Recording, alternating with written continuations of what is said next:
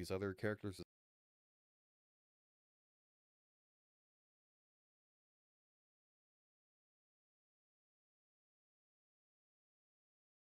Okay. In theory, Freebly's 8 gigabytes. If what's using up all my memory?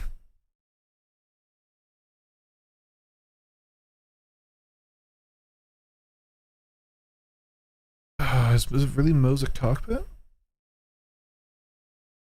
No, it's RSI launcher.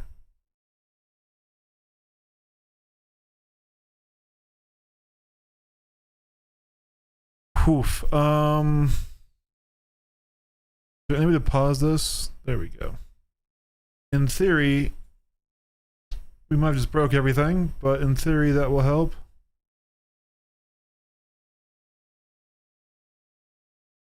Let me pull this over here to watch it instead. Yeah, sorry for all the notification spam you probably got as I started and closed a bunch. I had a lot of crashing issues. I don't know, the Moses software is playing nice with Star Citizen. It made me very sad, but like it literally hard crashed my PC, and then we had the game constantly crashing. We went to verify, and I'm like, screw it, I'll try PTU because that won't require a verify. But yeah, we've had actually a weird amount of issues, and this is definitely a fresh reboot of the machine here. So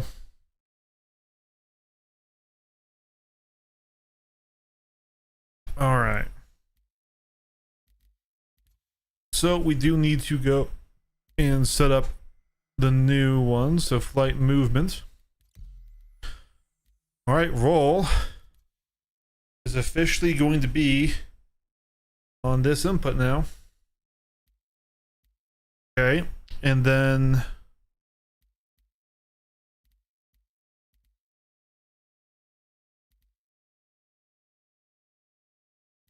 now I don't know if this will work correctly. We may need to use joystick gremlin here. But what I don't want it to be is like a fixed throttle. I want it to be very tappy. I was gonna win and BS when trying to upgrade your setup. It's just how the PC got there. It's true. It is true. Alright. Let's see if we can put some music on or if that will crash us. Alright. So yeah, brand new rudder pedals. We're going to be learning roll-on pedals. In theory, I also now have a little bit of a dead zone, so I should be able to adjust, my forward and back strafe without worrying too much about being without like incurring roll. But this is going to be very experimental. We're going to have to really play around with it. So what I'm actually thinking of doing is Arena Commander first, and not even PvP. It says PvP, but we're training to work our way back up to that. I'm gonna start in Pirate Swarm.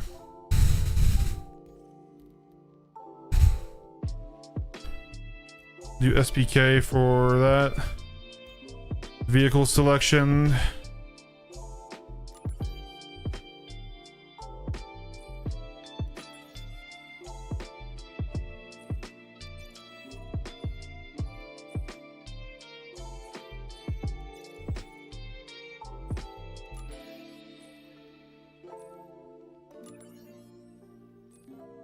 I did my first Arena Commander today, so I don't look like a complete scrub on Sunday. I appreciate that. Did they get you in? I had messaged Elixir, but I didn't hear back.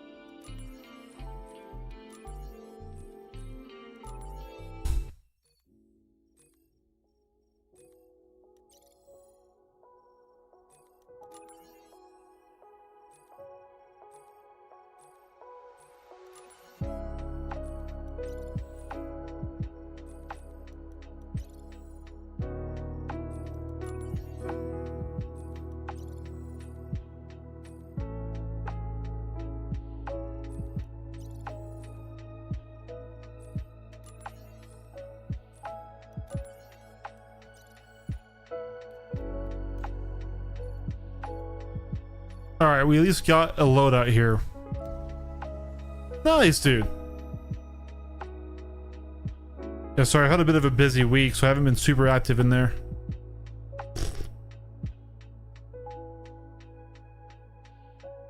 I'm glad they got you in.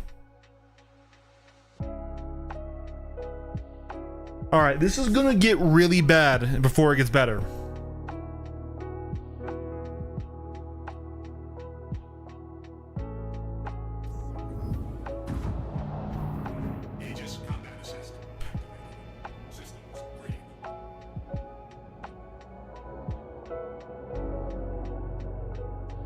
Okay, we need to, I want to invert that.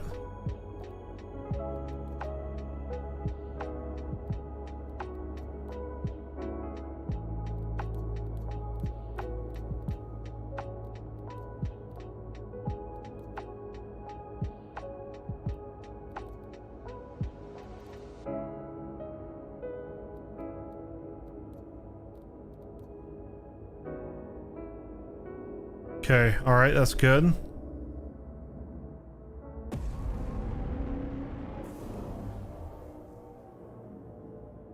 Yeah, that dead zone might be a bit too big. Maybe we want to do it in game instead of in the software. All right.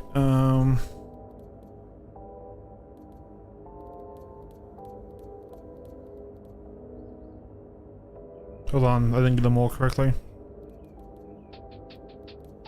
There we go.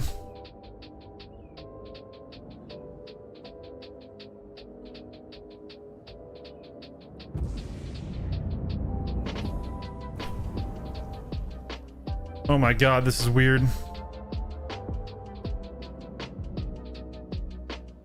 Oh man, this is gonna be really fucky wucky here.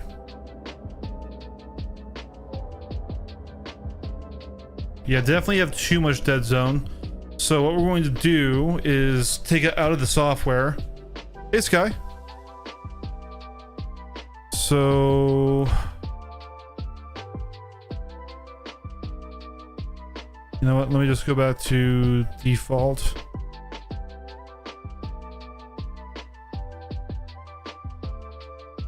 If this doesn't crash, which it definitely did.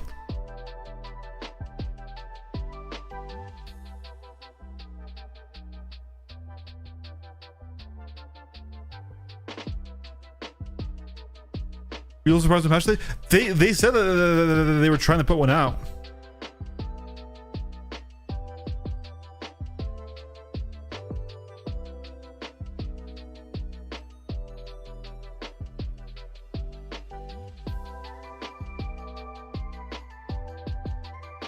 Here we go.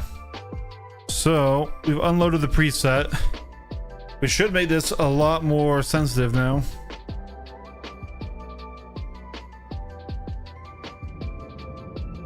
God, this is weird though.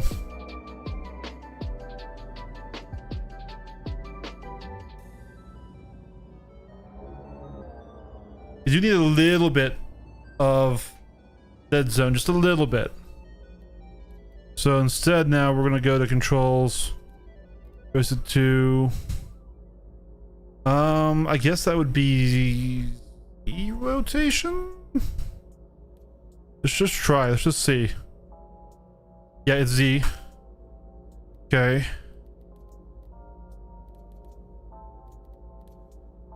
Let's give it like a... start there.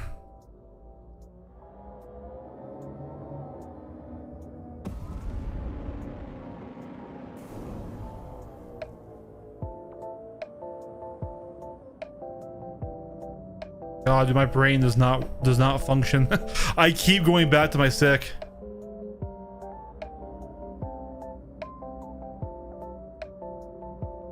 My brain does not function on this. Now this is a highly adjustable set of pedals though. And this stuff is not terrible.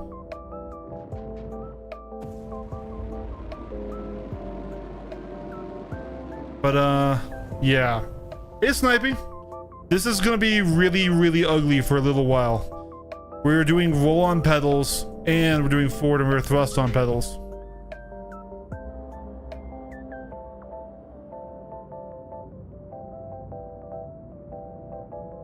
Anyways, we did unfortunately accidentally go into the online mode, so we need to go back to the custom mode, the private mode.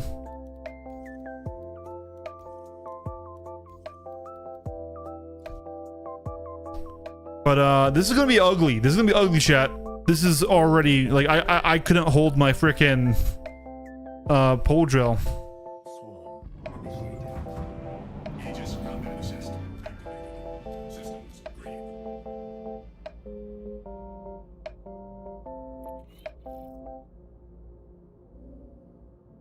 Alright. Man, dude, my brain does not work well with this.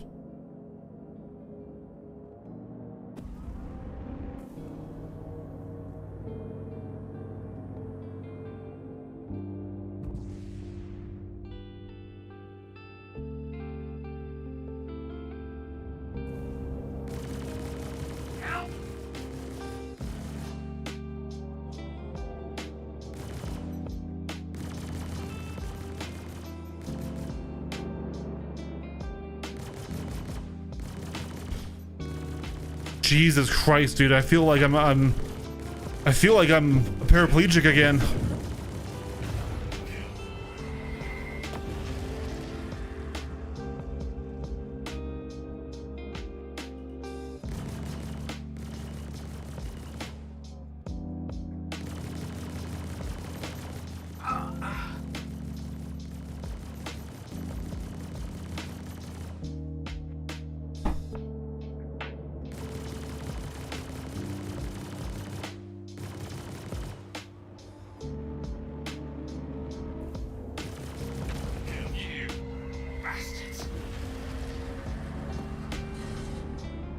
How have you been, Snipey?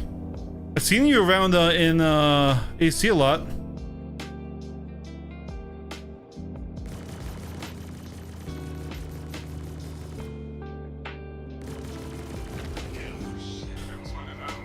This is so bad.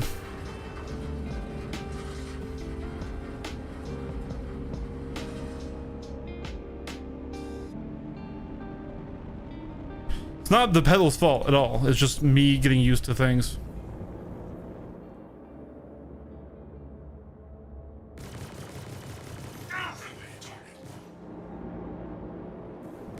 Also, these pedals are super wide.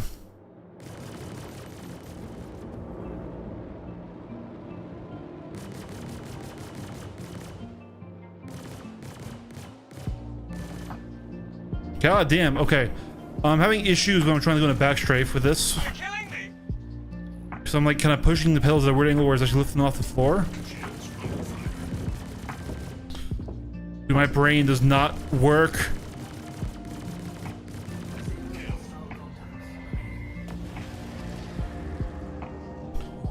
I really thought I'd have to remove springs or something. But no, everything's light enough as it is. So let's see. I mean, I can course you pretty easy.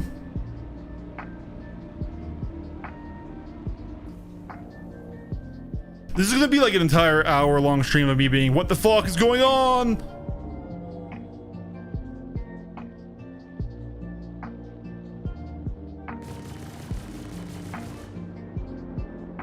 Yeah, when I switched to the down thrust, maybe they changed the positioning of the pedals too a bit. I'm kind of at an angle. Nope, let's not go in that way.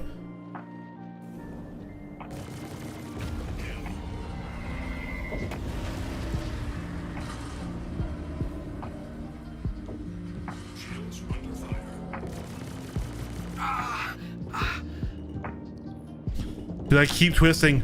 I keep twisting. Like, why is it not moving?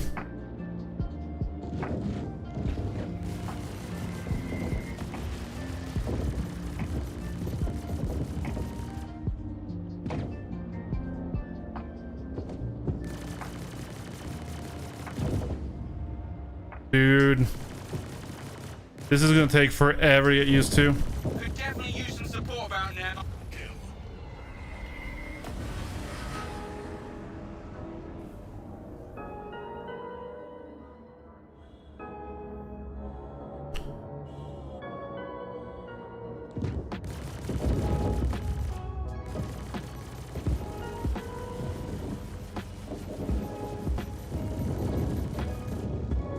I get it closer to him? There we go.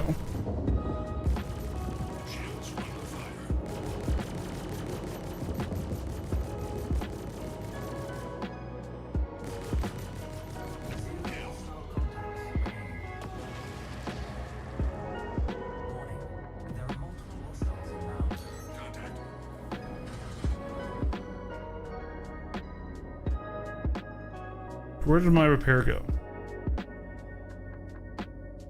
This is so bad. I mean, worst case, I could always swap back to how I had it before. I could still fly the old way.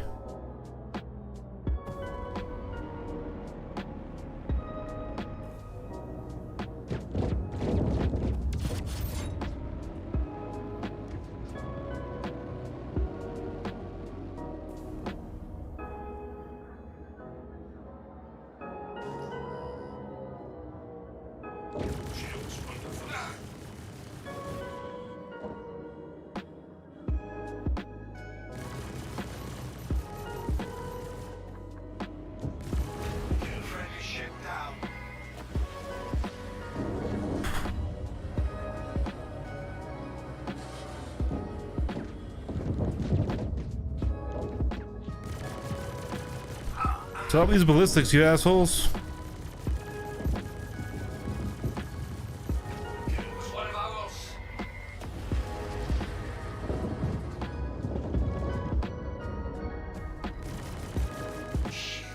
I feel like my settings also like kind of got reset in a lot of other ways too. Oh, there's a station. Let me check something. No, these are set. Huh, I'm just bad.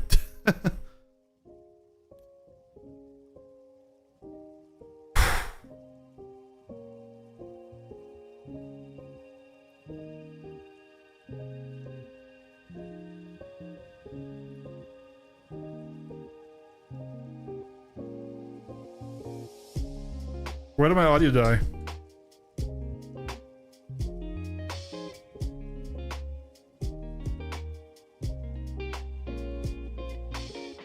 That's weird.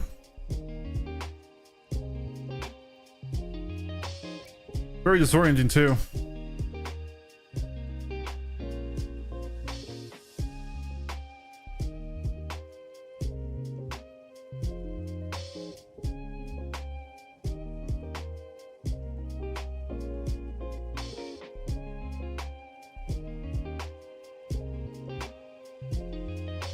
Dude, oh my god.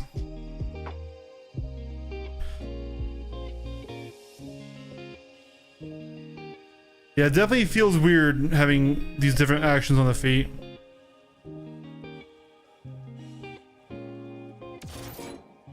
We have some sound.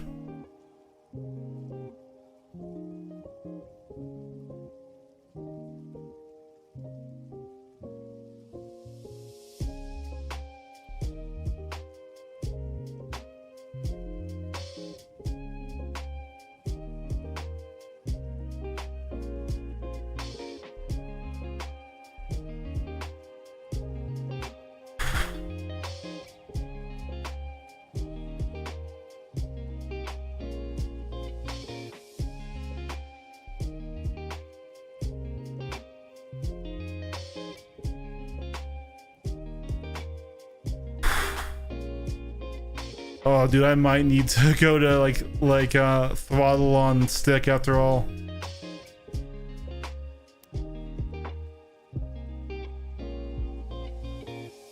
Zero hostile contacts remaining. There are multiple hostiles inbound. This is absolutely getting funky.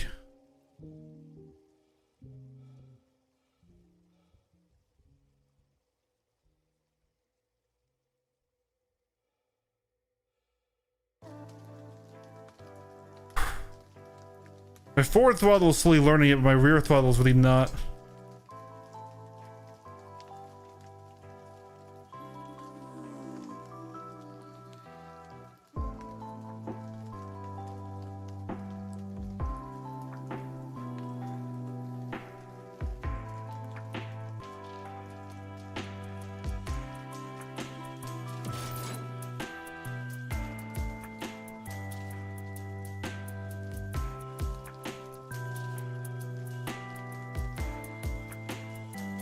Yeah, no, I'm definitely applying a little bit of roll when I'm trying to go forward.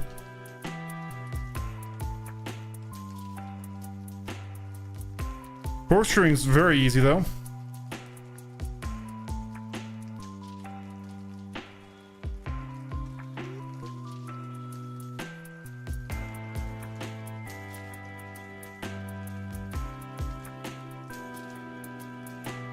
We need a little bit more dead zone, I think.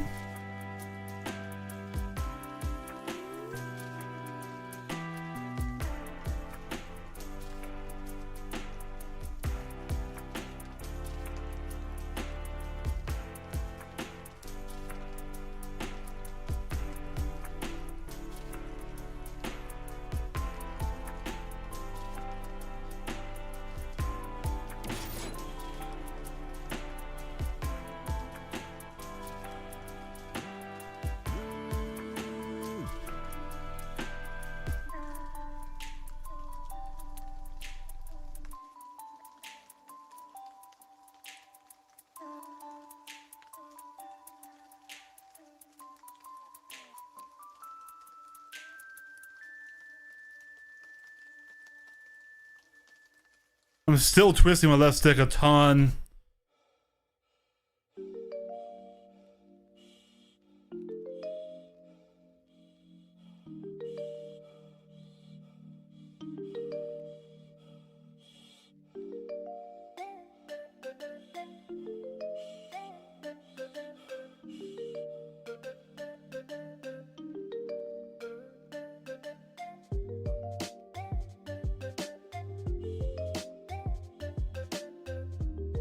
We're getting there though.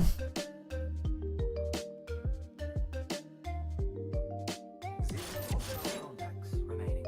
I mean, we are making improvements. What we'll do, we'll go over the controls here. We'll go back to host as to let's pump the dead zone up just another 0.05. Hey, we have audio back.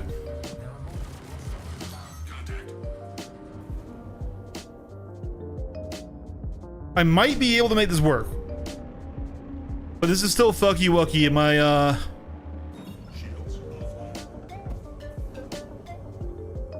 my brain is still rebelling against me. But we were able to actually get close on that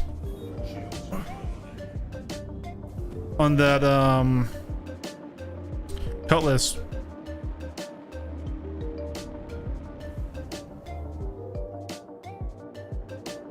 Yeah, no, that's a weird movement though.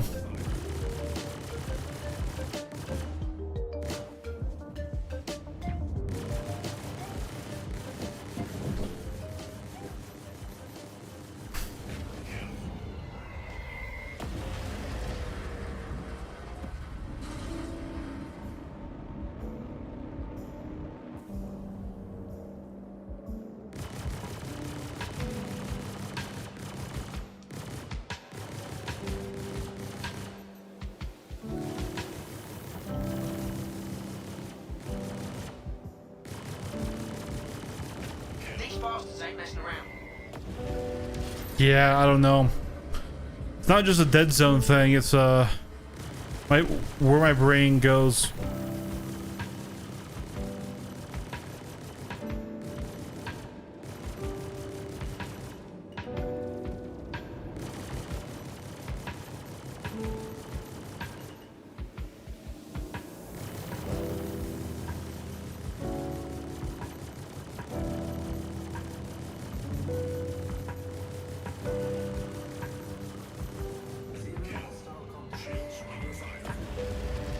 Let me try moving the pedals to the right slightly. Because I think that's why I keep... Yeah, that was too far to the right. They're big and they're heavy. Feel like this.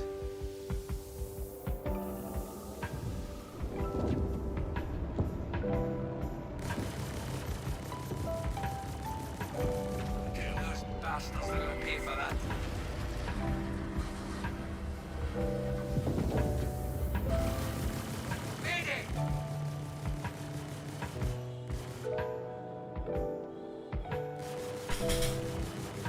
I'm still struggling even just to close though with these guys.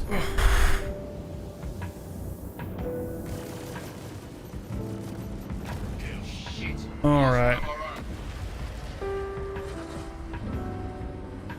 Yeah, I don't know. This is a lot of mental work to make this loadout happen. But I don't want to give up on the bindings just yet.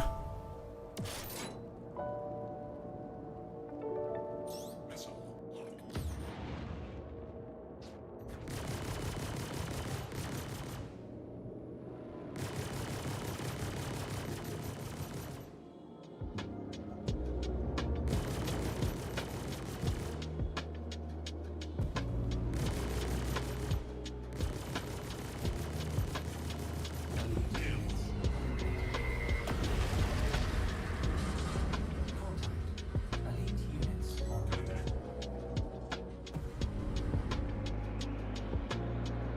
Yeah, no, absolutely. Well, this is why we're not jumping straight back into PvP, because I would simply just be an invalid. I need to just get... All right, let's try and see if we can get close to this guy.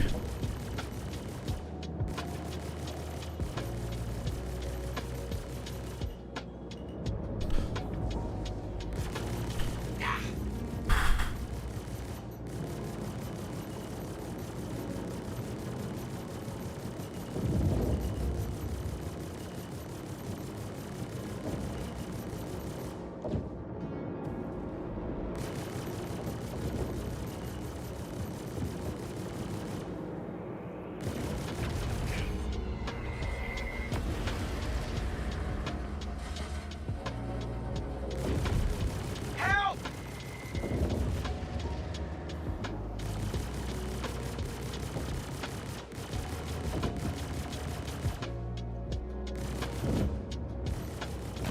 Shit, we lost one of our own.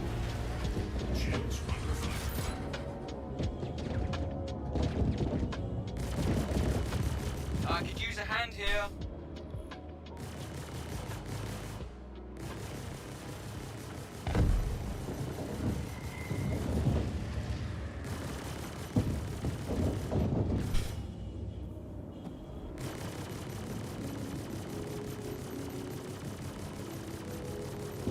A little help here.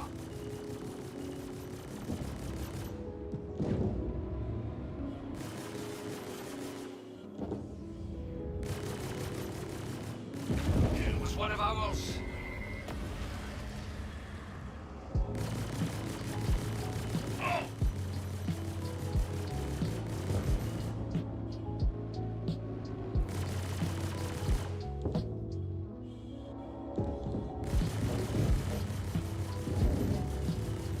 I got 5 years of the Avenger flight style to unlearn.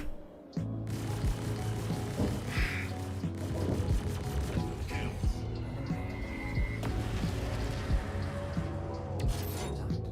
Elite units en route. Oh, it's definitely just a total brain fuck. Okay, and now we lose because it's a hammerhead.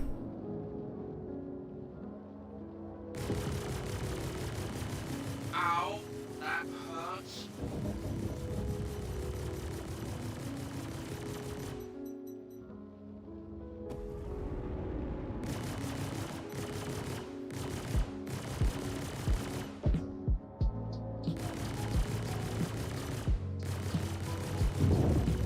Oh, shit.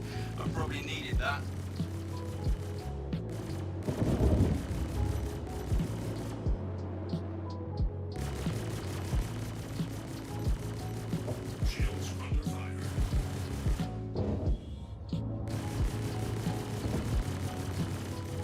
How am I not dead? Son of a bitch. Shield down.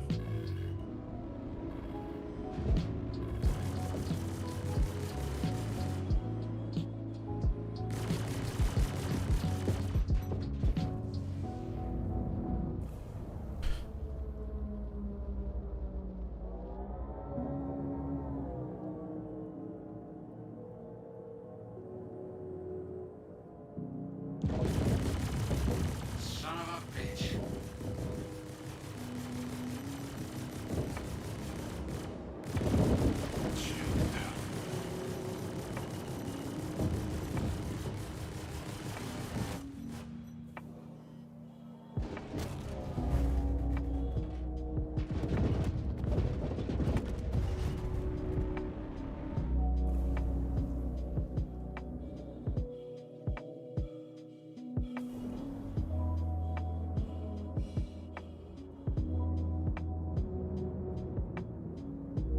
Oh man, this is quite rough. Shields under fire.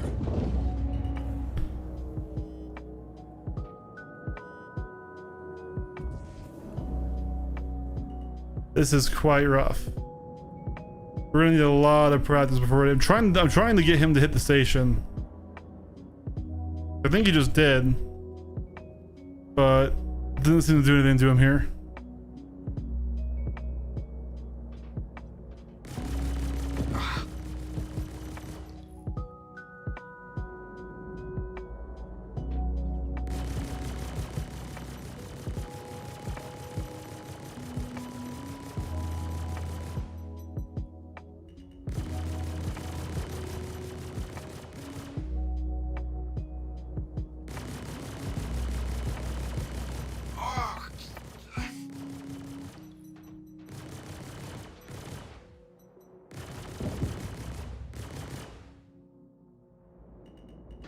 Shields under fire.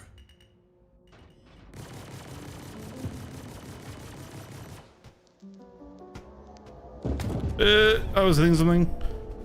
That affected my radar apparently. Son of a bitch.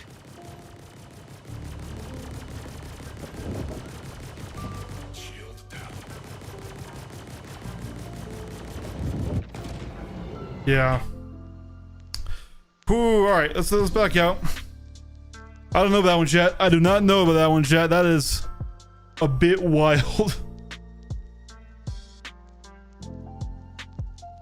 Ooh.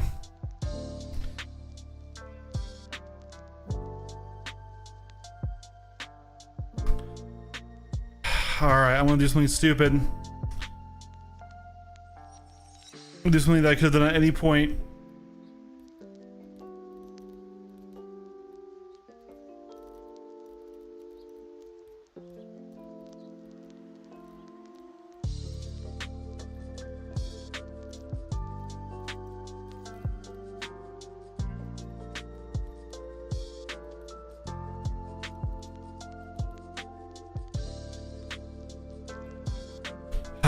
I didn't want to do this, but let's try left hand twist for throttle.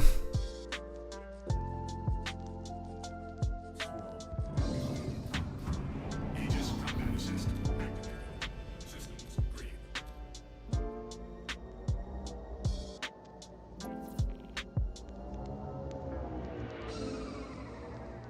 Warning. There are multiple hostiles inbound. Contact.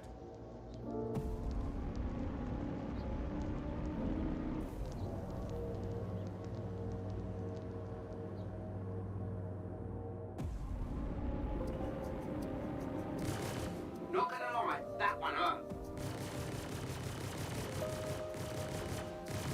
Shields under fire.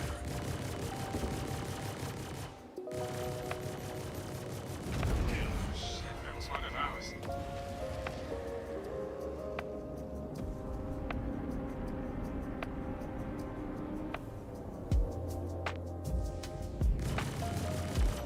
Get these clowns off me. Still don't like it. So it is a little bit separate.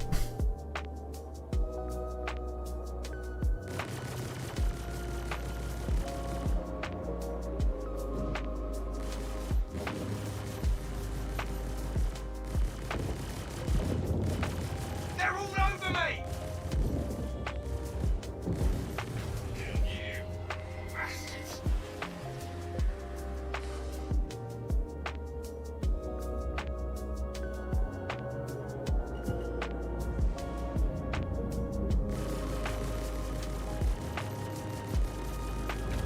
Shit.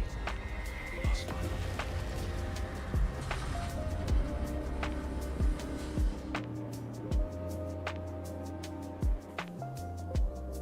Shields under fire.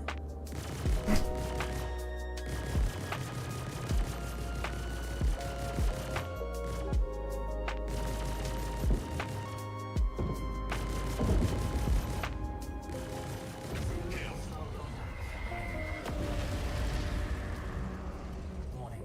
There are multiple hostiles inbound. I don't know how I feel about it.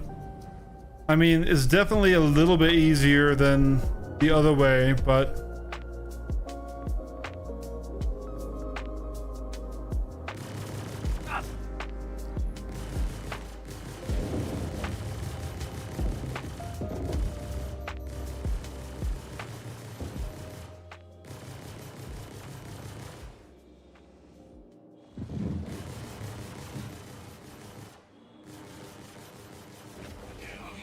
that was one of our ships.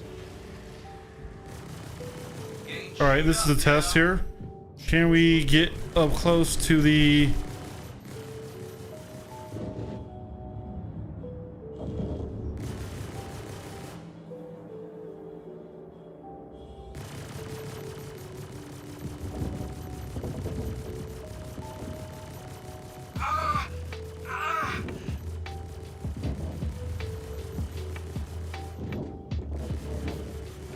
No, we still struggle to get close to that guy, which is like an important skill.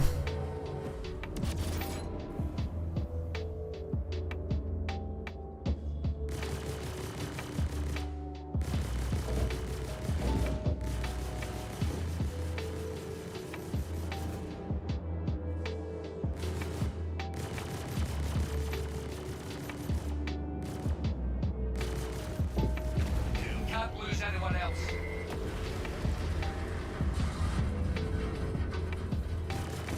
Damn it!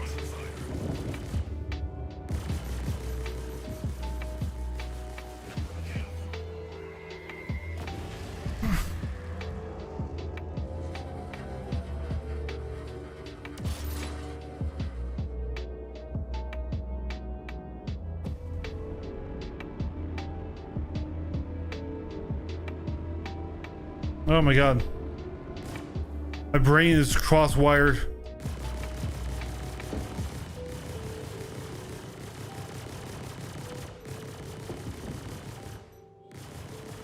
Maybe I can take off those dead zones now too.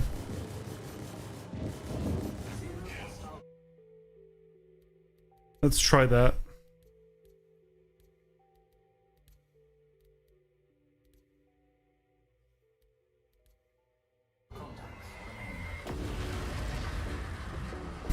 Warning.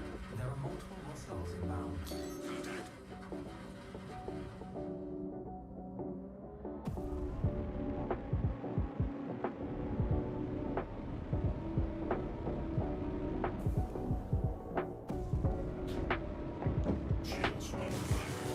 Would somebody shoot these people? Please! Jesus Christ. I'm struggling so hard. I was hoping to go back into PvP tonight, but I'm not sure if we will. I need to be able to get close in the orbit fight these guys first.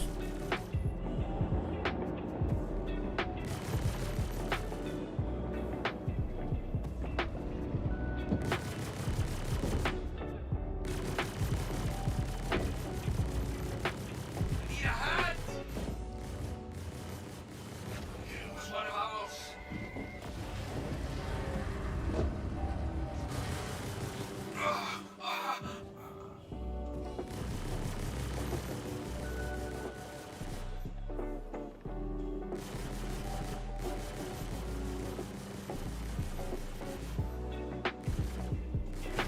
Can't lose anyone else.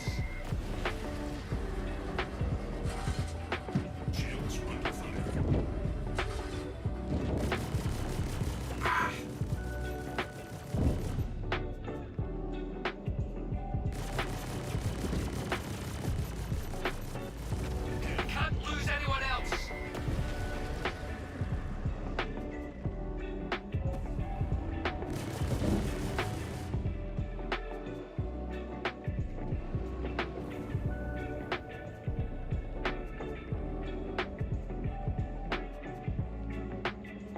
This is so mentally taxing, guys.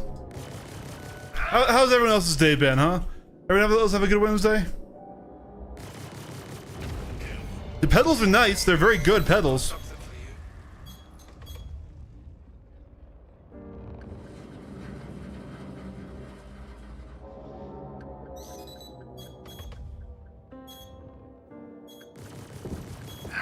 Something for you.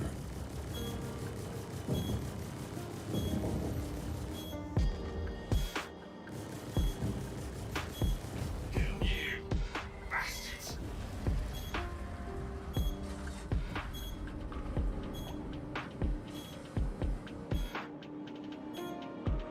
We are in 4.8, so this is attrition meta with the new MFDs and stuff. I need help! Now!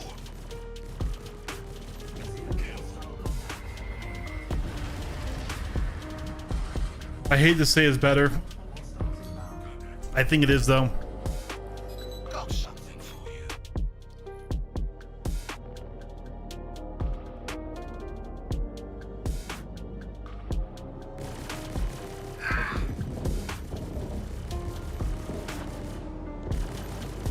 Here we go. Here's we're getting up close. Oh, no, no, no, no, no, no, no, no, no, no. You might need to get out of this. Yeah, we're gonna dish out.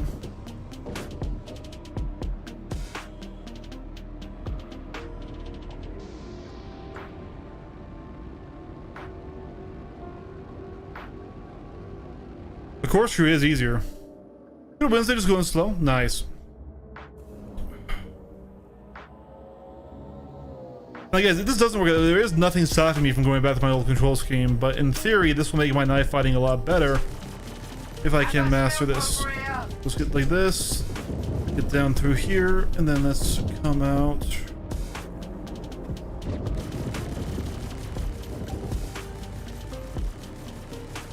Someone's hitting me with ballistics.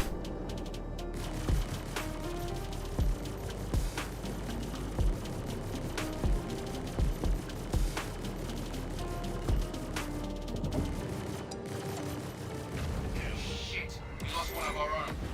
Shields under fire.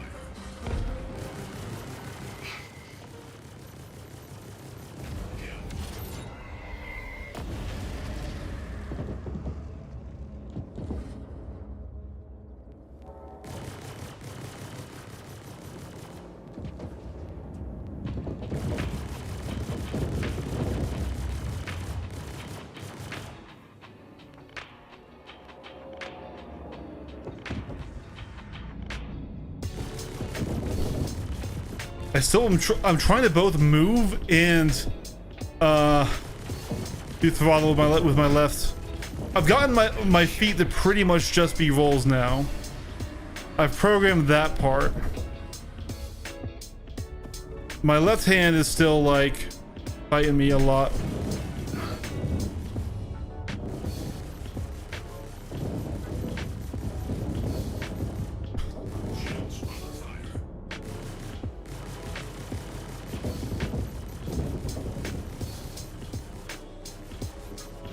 These bastards ain't messing around. Shield down. Yeah!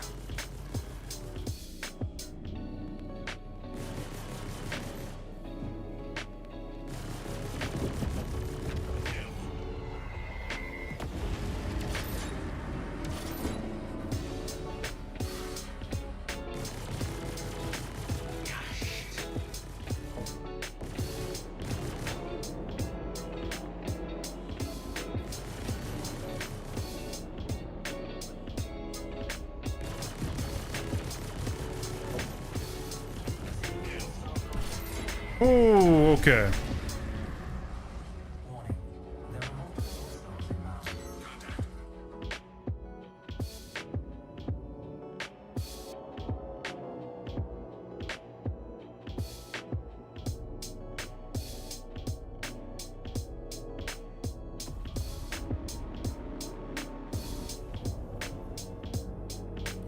Here's something with your name on it. Shields fire.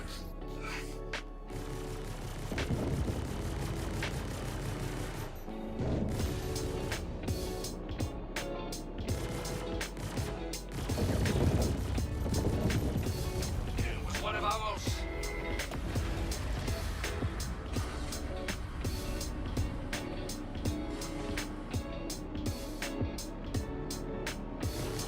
They're closing in. God damn. I'm like just floundering here. Alright, I want to try something. We're gonna go back to my old binds. This is not good, and this is not why I bought these pedals, but I just want to see. Because damn.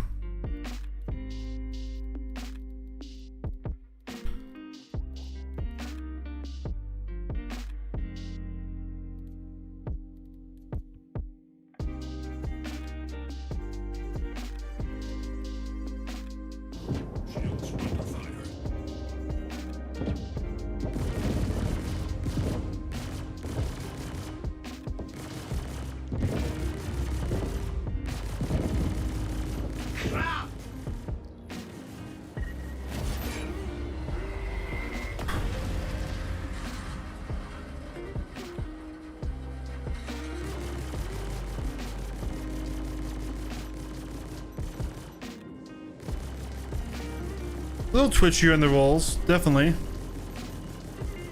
But like immediately I can just slot in perfectly with my throttle control right in here. It is still different than my old pedals, so these have rotational movement instead of just up and down, right?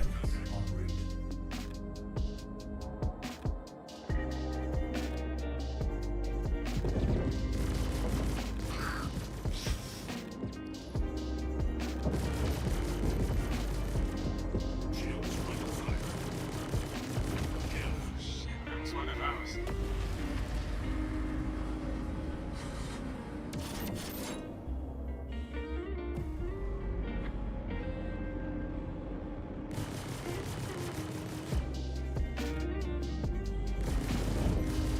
See if I can just slide in right here.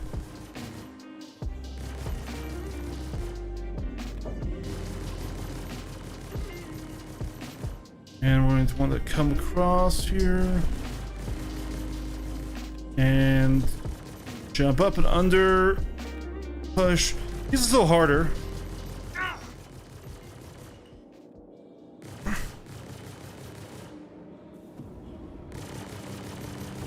Friendly ship down. So I had the Avenger 1 controls.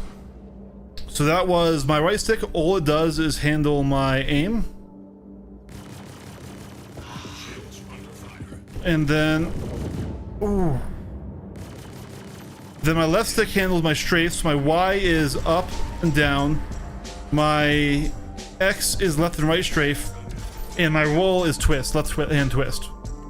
Now that's where I've been suffering from in the knife fighting. You need really precise rolls, and everyone who does that is doing rolls on pedals, because that's the most common way you would roll if you had just mouse, keyboard, and pedals, which is the most typical way to get an analog axis Got a surprise when for you don't ya. want to buy a full stick setup, right?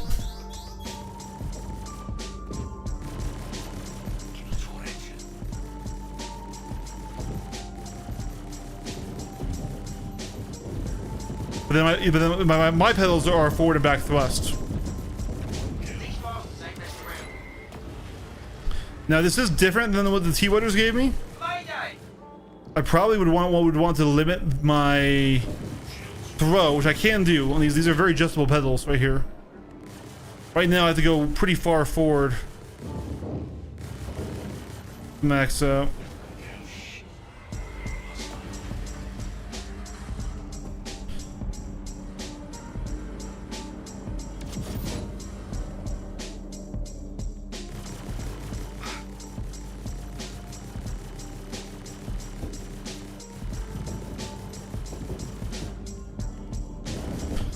Let's cut in through here. Yeah, see, I can get really precise in how I slot in.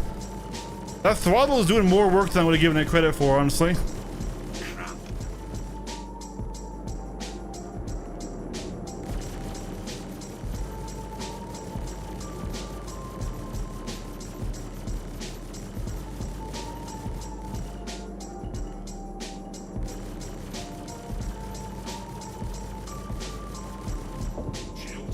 I'm part of the English community. Listen, halfway. So, all right, well, we can go over it again in a second here.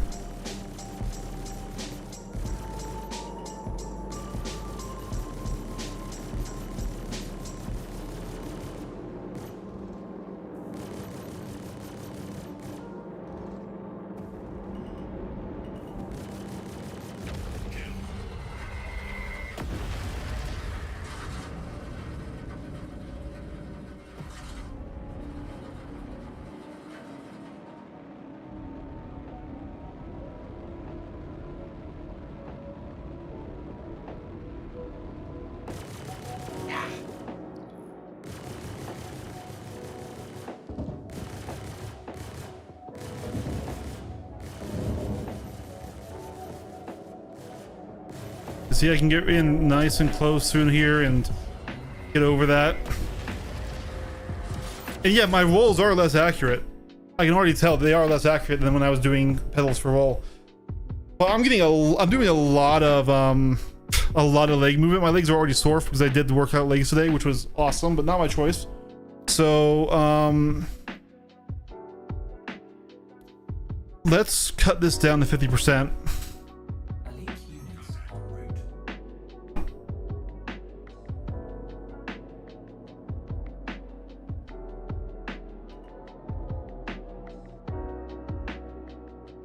Oh god damn it, it's the frickin' hammerhead.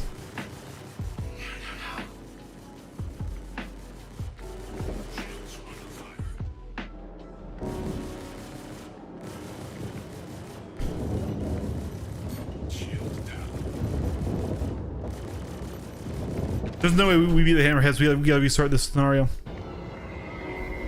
Anyways, once again on the setup, my pedals, I have forward and back thrust. Okay, so that's my forward strafe and rear strafe. And in decoupled, I don't need to maintain a continuous thrust, right?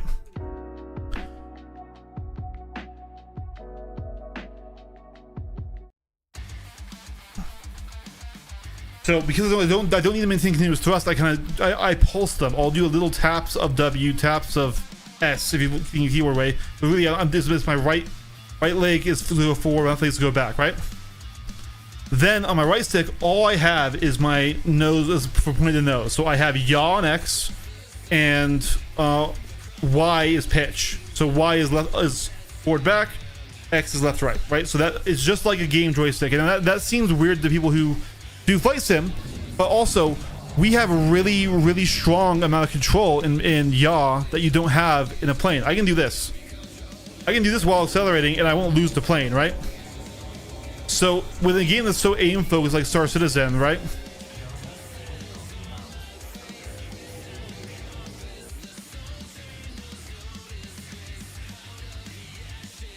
Now my left stick, that Y is strafe up down, and my X is strafe left right, and then my twist is my roll. So I twist left to roll left, twist right to roll right.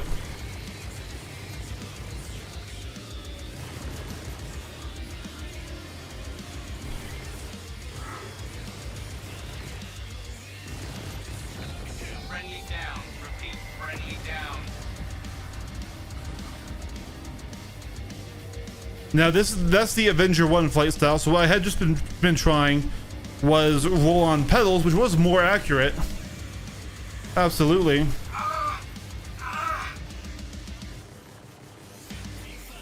And is really nice in the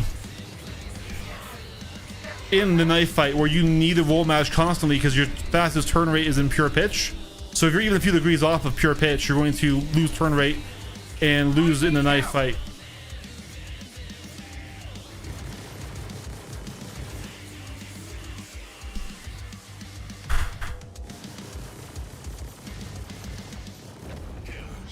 The new G-Force stuff.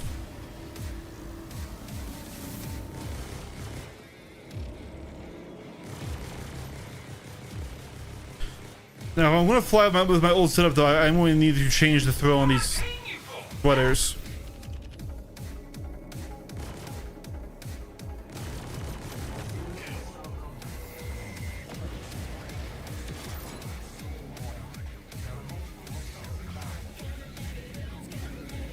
Whew.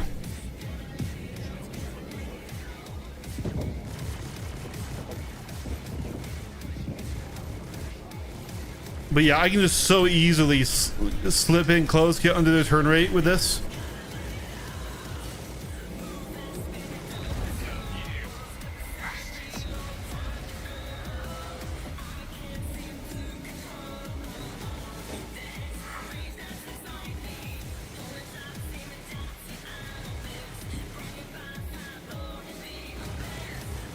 And I was really struggling to stay close with the other control style.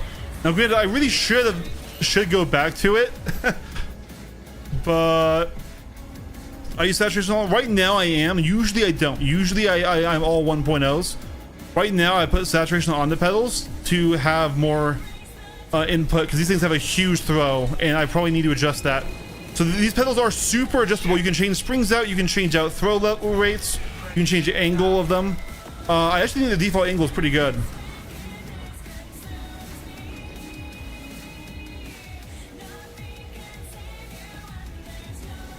I really should go back to where I was training, though, even though it's a little brain fuck.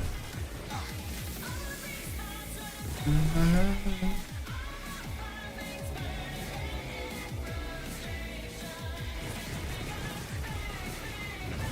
it, we lost one of ours.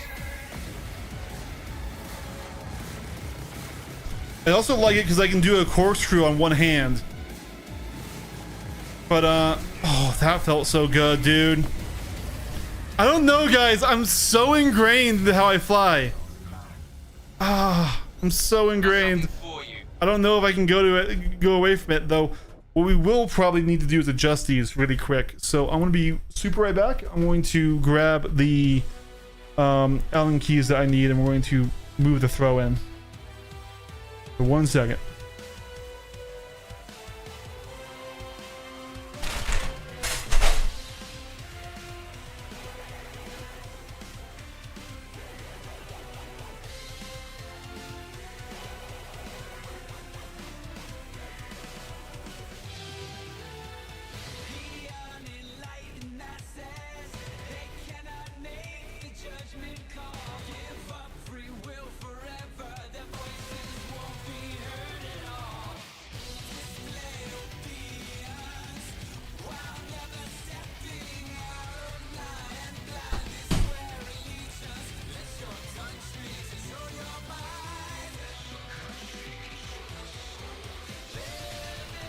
You guys want to see my super dirty, super grody and damaged old pedals? All right, here. Hide that door again. There we go. Yeah, so these are my old 5-year-old now Mark IV T-Riders that I use. And these are really basic. They're just up-down movement. When you move one, the other moves, see? So this is why I had them forward and back. These things are nasty. But you can see like the wires starting to come out and stuff like that. And like the bolts are bending. We'll try and not gross you guys out too much. I'm not sure if you can see that bolt there. On this side, right here, right where my fingertip is. Look at that bolt. It's bent. It's bent in the chassis. The other one's flesh, right? That's out and is bent down from force. And then this one's lost the bolt entirely, and actually this is coming off. This whole thing is coming off, right? I've had these for 5 years. There's cat hair on them and other stuff. I'm sorry, I know that was gross. But yeah, so that's the old weathers that I'm replacing now. And I did love them. Oh.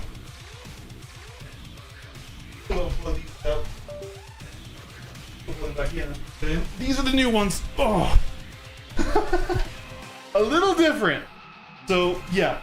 So these still have the up-down movement on the toe brakes. And I thought I would need to unspring one of these to make them as light as the T-Riders were. But yeah. They also now, instead of going up and down though, they do forward and back. You push forward and back, and I can't do that one-handed like this.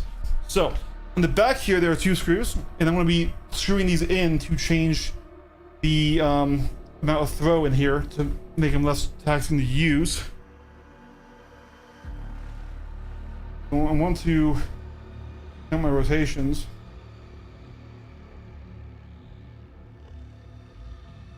So I immediately drop the Allen wrench. So 1, 2, 3, 4. And we'll do the same over here.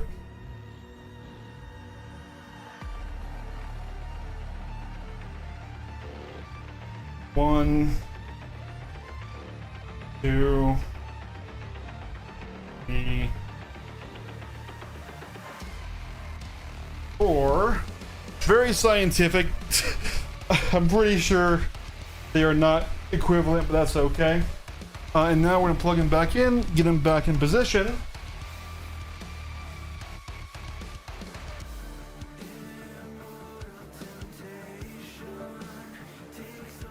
Now the correct thing to do would be to go into the Moza software.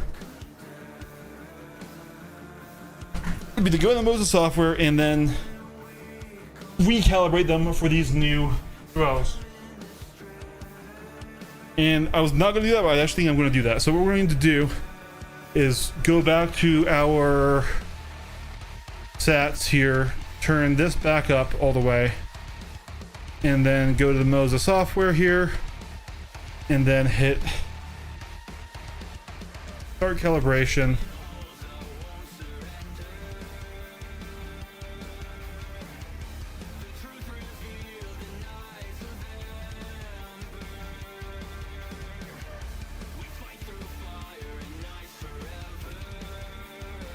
Okay, and now we probably are going to have to turn back on a stat as well, but that should, in theory, have just given us a much shorter throw. And yeah, it's already a lot more comfortable, actually.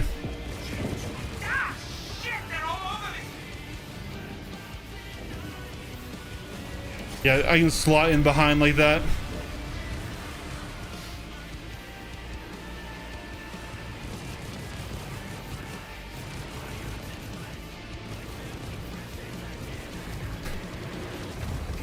Yeah. I can't afford to lose anyone else. Now, they're in the wrong position, but this is a better throw.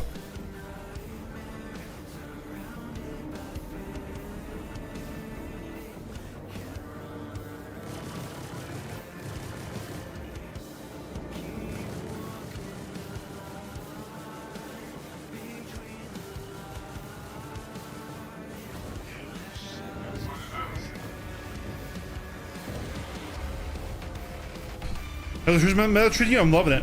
I mean, it's not good for the game, but I love it. Help! It's a terrible choice for the game, but it is super fun for a fighter pilot.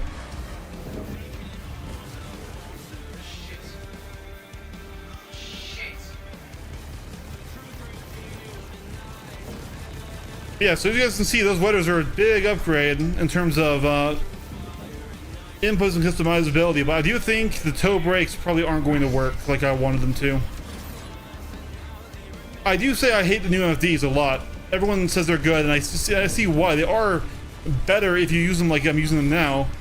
But if you use them like how I like to use my MFDs, which are without the casts, you actually really can't see shield status. It's too big. It's scaled wrong.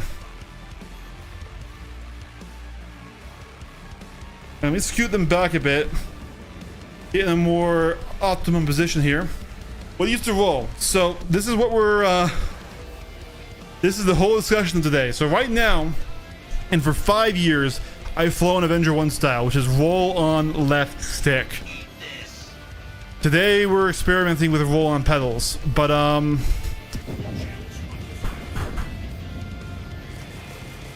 I just for right now went back to my old flight controls with my new weathers to make sure I can still do them, because I went from T weathers to Moza MRPs. We gotta back out of this.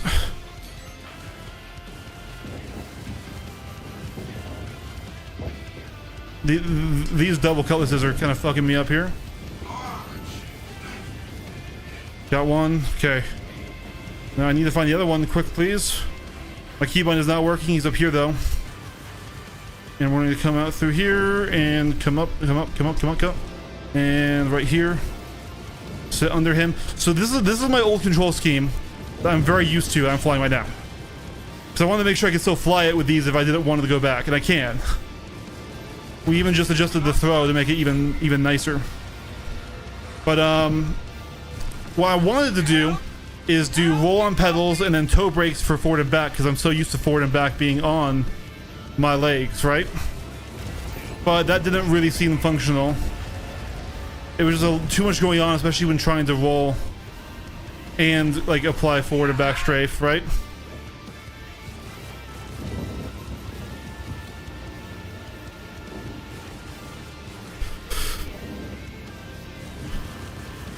It's still not quite how I, I'm used to.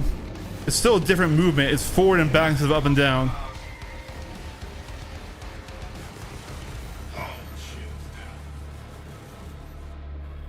It's way more natural to me like this, but of course this is why we're losing a lot of knife fights, is roll accuracy.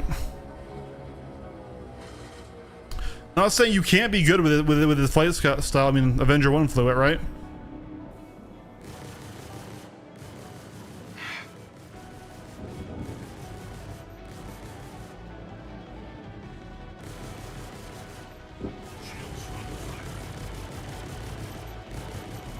These bastards ain't messing around.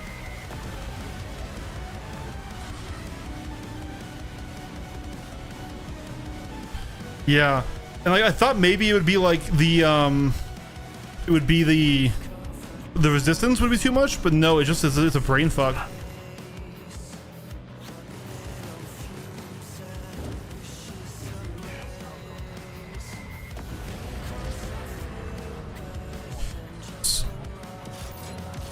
So yeah, a whole different movement. So like these are my old T-Wetters, right? These are my old Mark IV T-Wetters that I've had for 5 years, and they're just up and down and they're counter moving, right? Here you go. Now I have forward and back movement on my new Moza MRPs.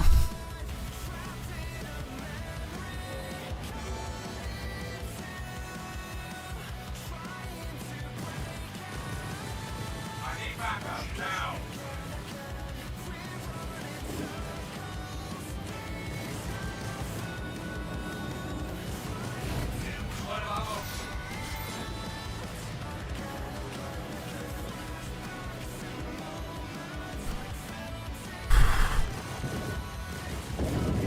So I've also tried doing throttle on left stick, but that just feels it feels so wrong. Friendly down.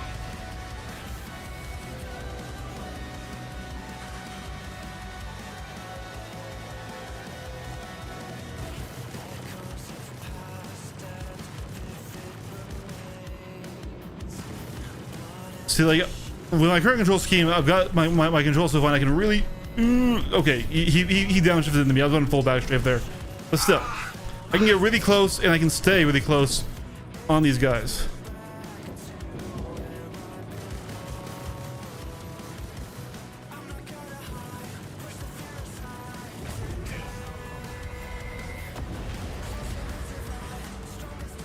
No, I can't do yawn twist. Yawn twist is such a bad idea. Okay, let me explain why. Actually, sorry, I'm not trying to shit on you. Just I was realizing you were telling me yours, not telling me what to do. So I apologize for that. I thought for a second you were saying try this. If it works for you, it works for you. But why I don't like yawn twist is because it's a low fidelity axis, and that doesn't mean that it's a low quality sensor. It doesn't mean that it's a bad input, but it's got way less travel than your main stick's movement, right? And so especially in the game that says aim focused as master mode Star Citizen is, where you need to be really precise with your aim. You want to have your right stick and your aiming stick be as equivalent to each other as they are. So to track a pip as closely as possible, you want them to be basically matched axes. At least that's what I've always done and always been taught. Now, once again, if it works for you, it works for you. I'm sorry. Don't want to in any way say, you know, you're objectively wrong. It's just yaw is such an important actual part of fine aim in Star Citizen, and like unlike in a normal flight sim where yaw is kind of only used sparingly, you use it a lot for very fine movement, and you can even fly entirely in yaw. It's not a good idea, but you can in Star Citizen where you can't in a flight sim, right? Push in, stop out right here, cut, slide it in under, stay on him, slide under.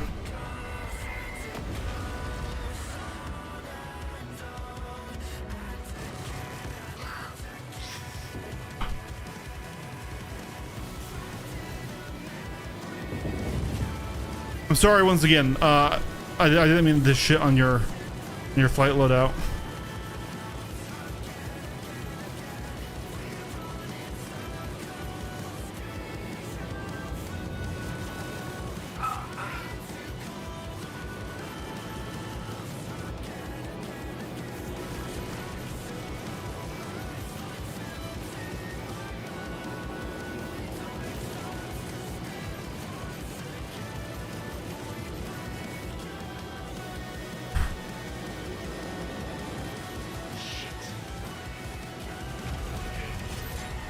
Gotcha, yeah.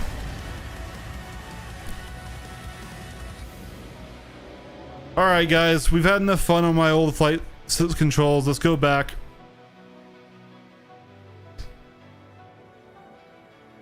It takes 10k repetitions to break a habit. Yikes.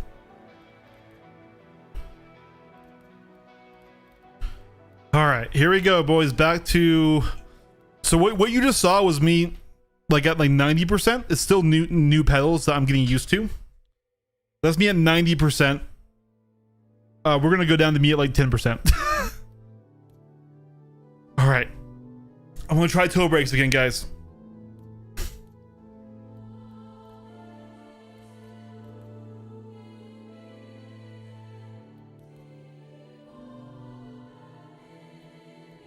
This is bad.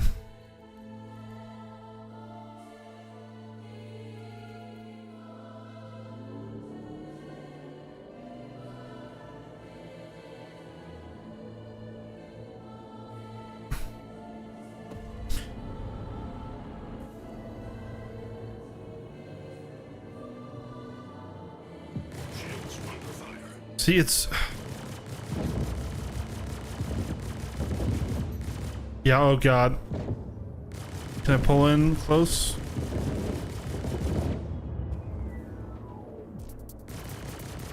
Help!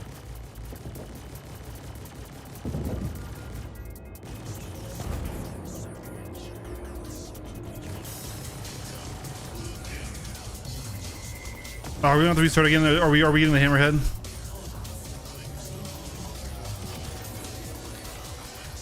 We're getting the hammerhead.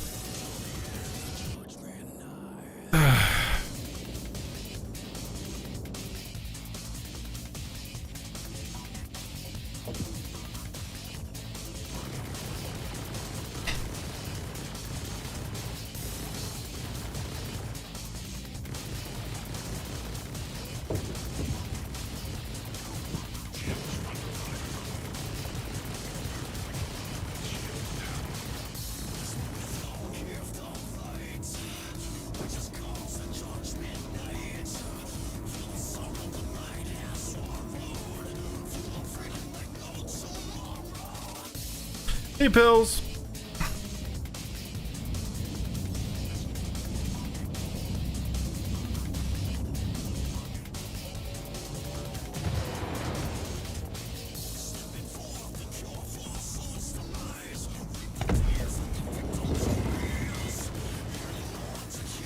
I think they've killed all of our allies. They have.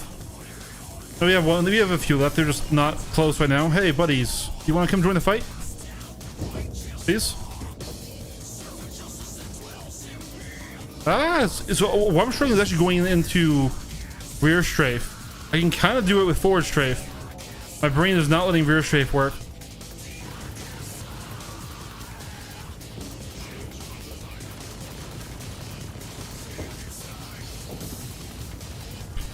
I have to kind of like grab onto it with my toes. Kind of weird. Need some help here. Please roll.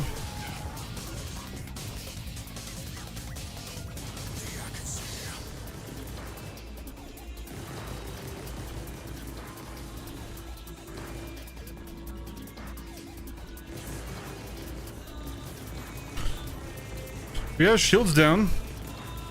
Can we actually clear this? With these two AI bots also taking some of the aggro?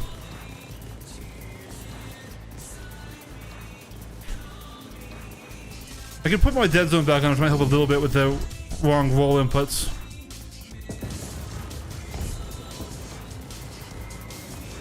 I probably needed that.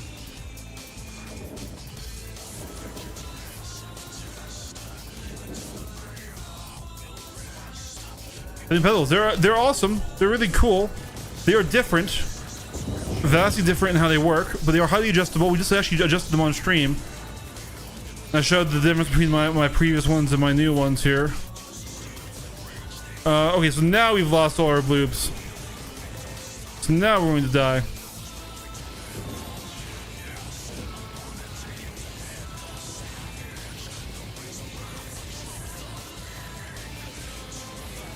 Taking fire. Right now, we've tried 3 different control layouts. We've tried my default, my usual ones, and made sure I can still fly with those, and I can. You know, these new pedals aren't something that prohibit my old way of flying, right? We're now trying what I want to have work, which is toe brakes for throttle and rudder axes for roll. It's quite difficult.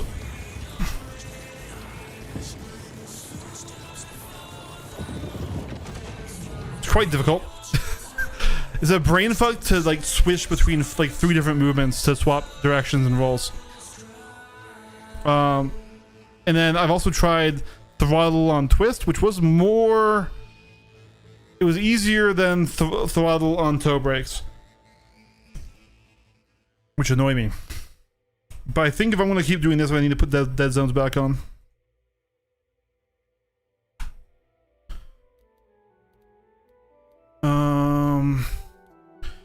because you do just get some residual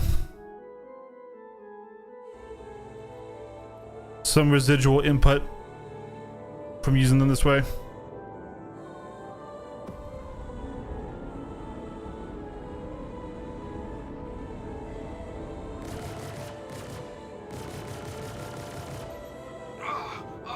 You see, when I swap to hit into reverse, it's really hard.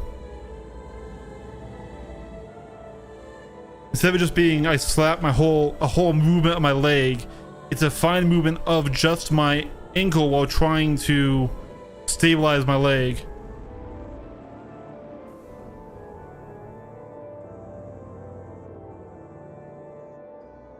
Also, I think these controls do kind of run into each other. I might want to use Joystick Gremlin. Son of a bitch.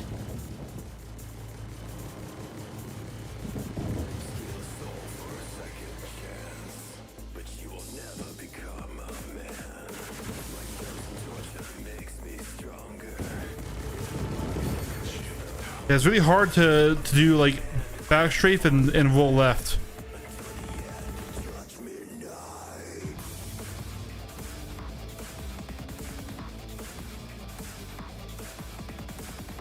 I can kind of keep the right one for both controls. So I think it's just either the angle I'm sitting at or it's just dominance, right? Right side dominance.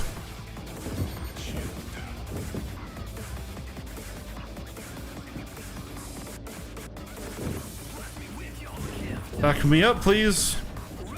I feel like also there's some control fuckery happening as well, where because it's no longer the same axes.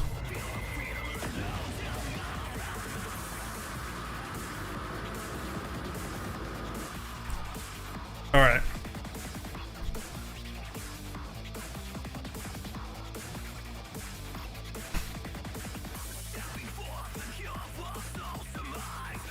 Let's go back to twist, which I hate and I really don't want to do, but I think we either do that or we need like Joystick Gremlin to make these one axes, so that way I don't get like stuck. So I've noticed if I'm holding forward, so I'm doing toe brake right down, and then I apply left, I need to fully drop the right before I even start moving left. And I think like it's that 3-part movement that's kind of getting me here.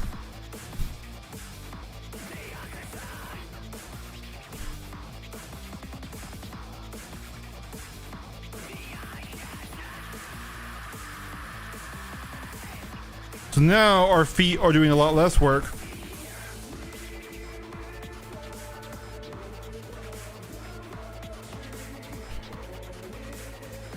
But my right hand's now doing stuff that it's not used to doing.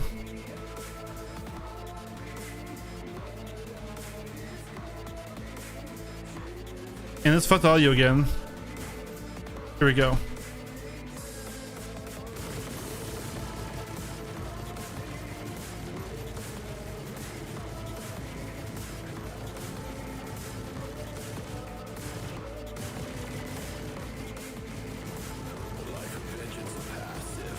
Why do you stop shooting?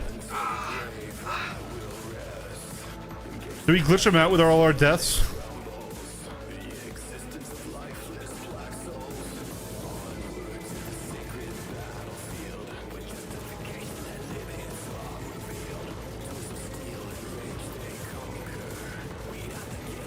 Son of a bitch.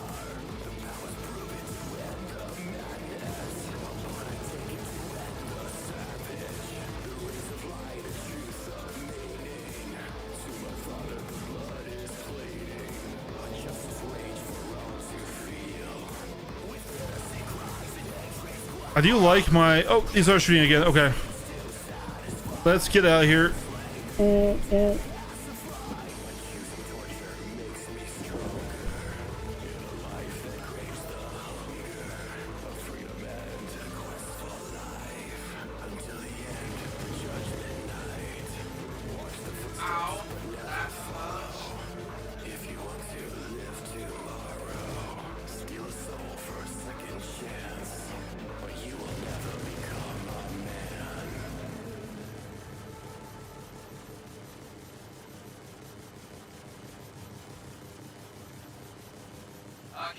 Mind here. This is definitely the best way to do it. The guy in my chat who said don't use toe brakes, use twist. It's true. I hate twist. I hate twist for the throttle. I do.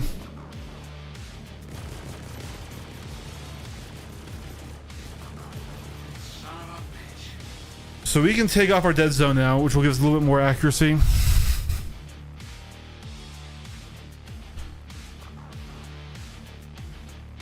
Which sucks because that's kind of the only reason I did toe brakes was so I could have the double axes, but Son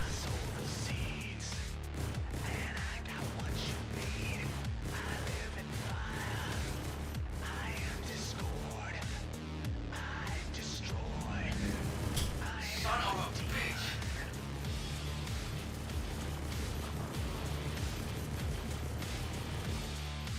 I do really like the software for these things though, and I do like the adjustability. And the build quality is awesome. It's all steel and aluminum.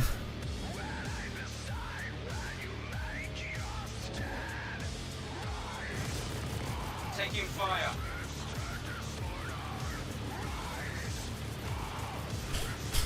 It's very kind of these guys to stop shooting me.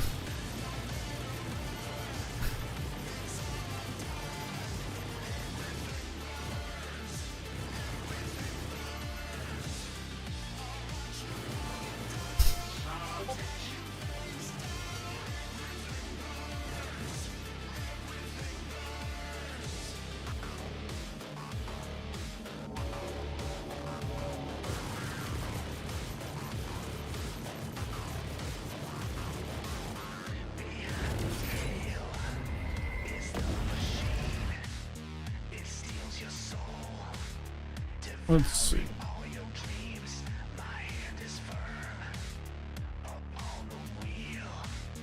Who messaged me?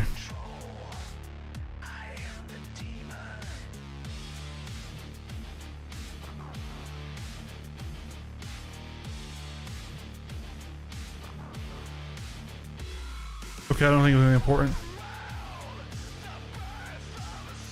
Don't you use twist the only throw for up and then strafe?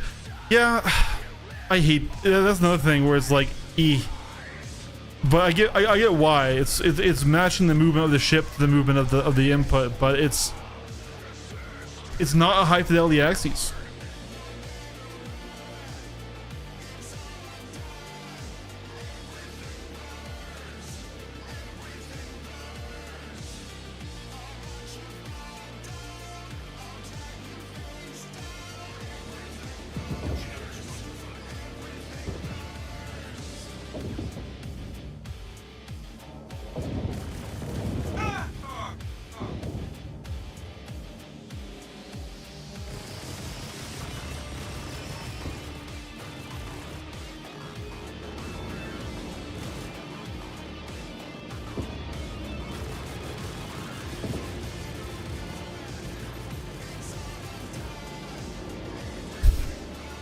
Yeah, dude, this is still a brain fuck in the close-up stuff.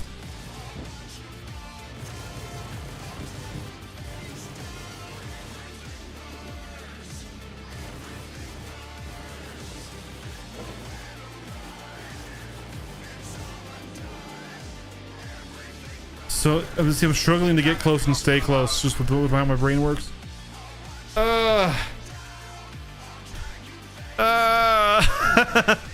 It's because literally these two inputs have swapped. My brain is short-circuiting.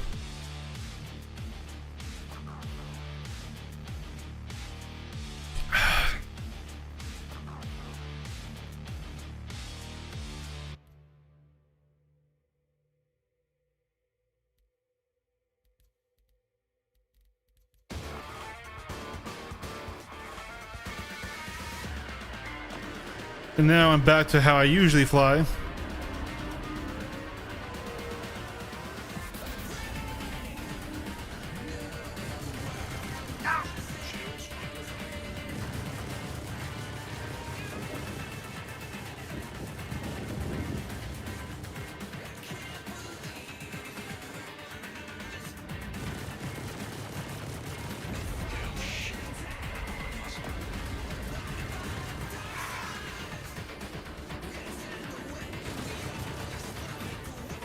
See, I can just slot in so much easier this way.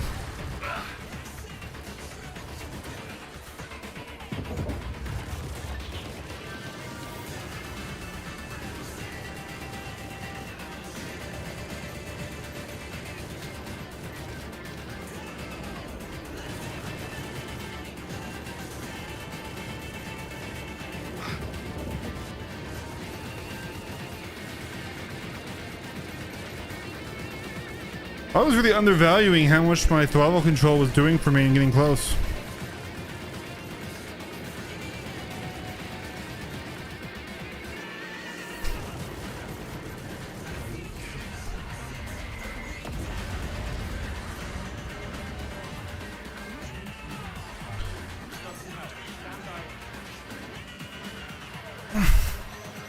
It's the theory of oh my god, Idris.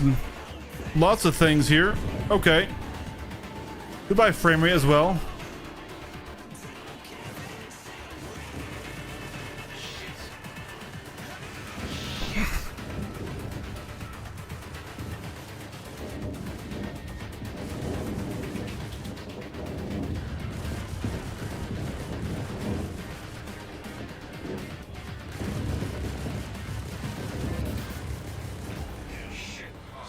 Alright, we're not gonna fight the Idris at 20 FPS.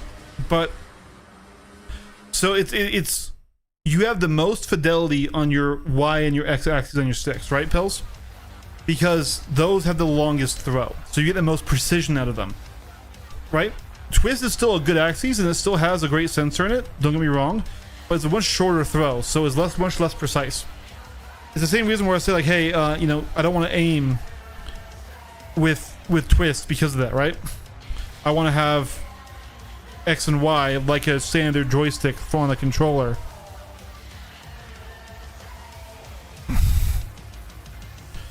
Let's see if there's anyone in free flight.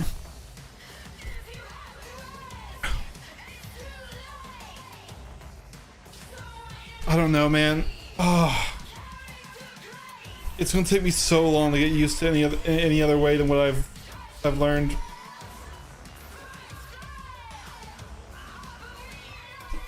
I don't think there's anyone in here, right? Nope.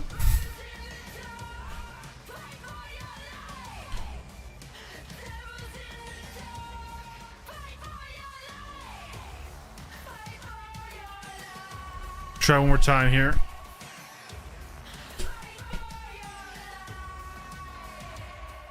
Anyways, I'm like, I like to keep like movements with likes. So this is how I have my nose on XY. Yeah, there's no one. Absolutely no one in free flight. I have my strafes on XY too, because they're the same movement like for like, right? If I had the Omni actually using the throttle, using the twist for throttle might make more sense to be kind of more like a motorcycle or something.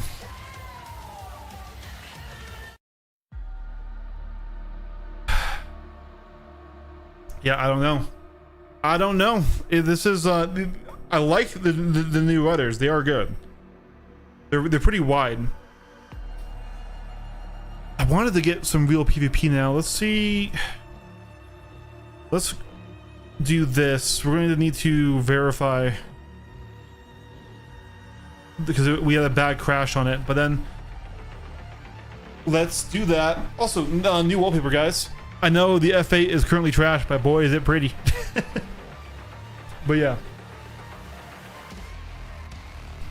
And let's switch off to the low fly. He likes it. He needs it. Hey, Spiegel. How's it going, man? How's it going? It's a big change. It's a big change. These new rudders.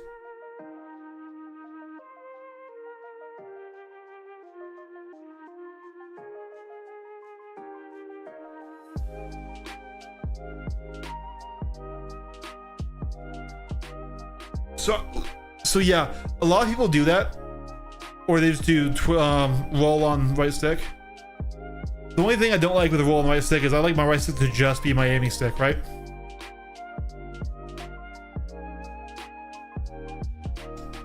It's been one heck of a night, man. These are my old rudders, my old Mark IV T rudders. and you know they have their joined movement where one goes down, the other goes up. But these things are busted. They're covered in cat hair.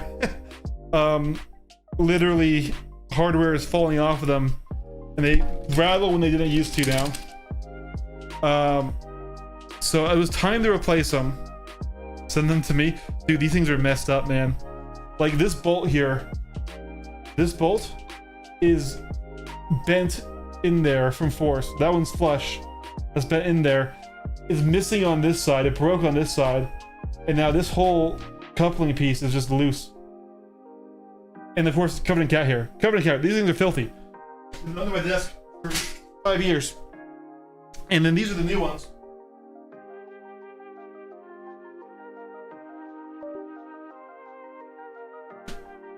Oh, a lot bigger, a lot heavier. Made of steel and aluminum entirely. There's no plastic on here except for this piece at the very bottom where you can remove it. So yeah, so these have that same up-down movement, but it's not coupled because these are toe brakes. And then it has forward and back movement. And so it's a different movement to get used to. But they're really adjustable. We've already adjusted the throw of these live on stream. These things are like 40 pounds, by the way. They're really heavy. They're all steel. So let's get it plugged back in.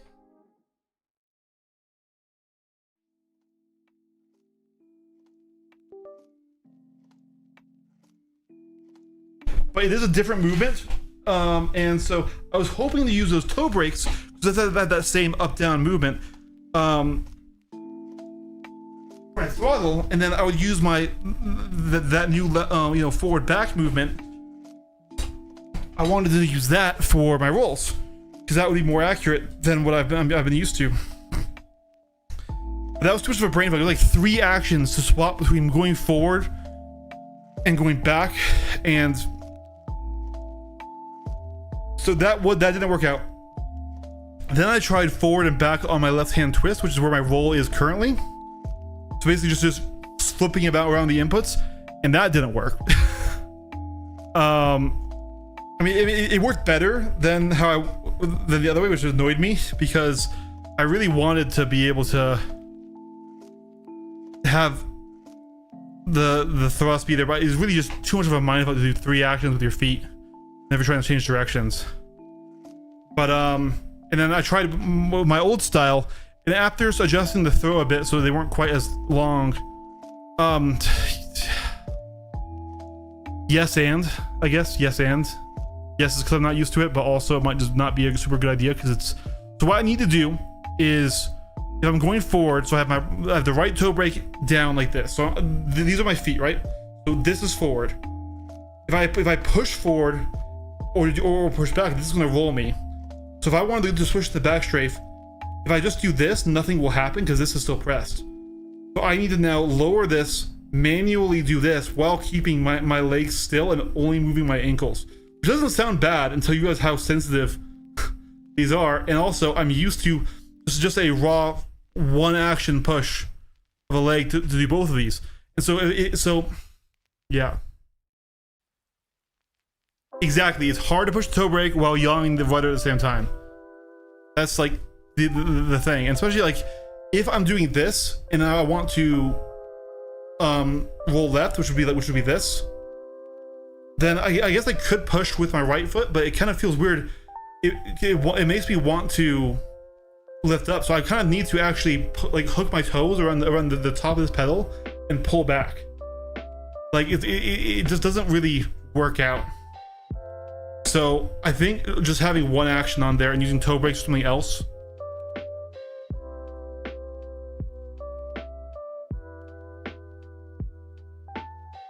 Because that's analog, it's buttons. Which, I mean, that's not that different from how I pulse my throttle anyways. But I don't think I would want any analog, any digital inputs when I could have them all analog.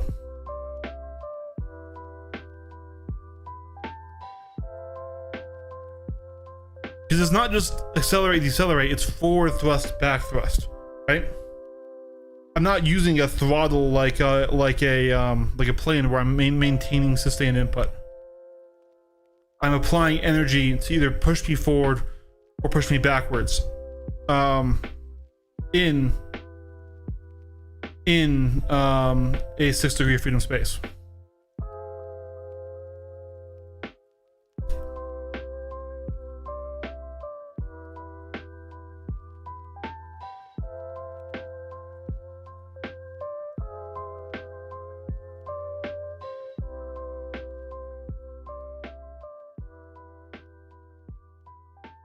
Almost there for the verify.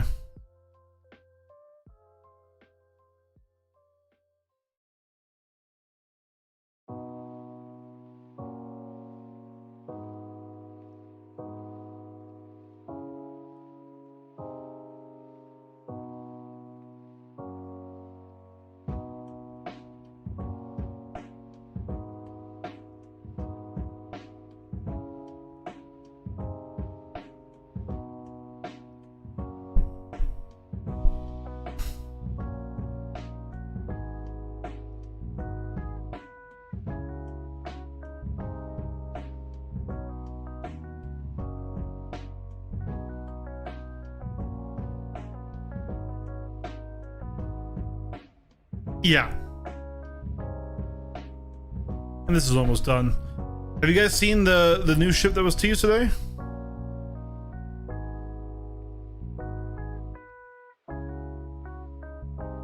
I'm not super interested in it. It's not a ship for me like the last two were. But this is it.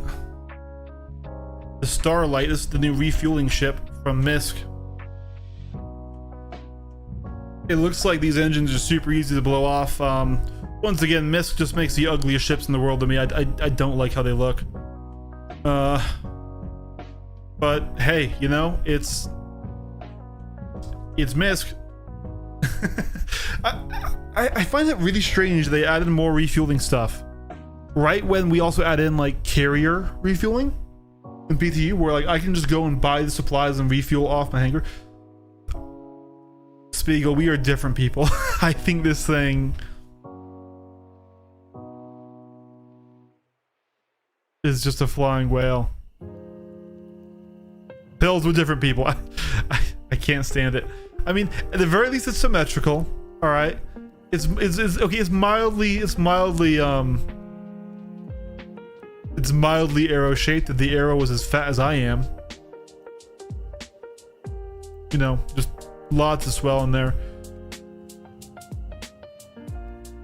Oh, so much dead space right in here. I don't know. I hate the cockpits. I can never get over the cockpits.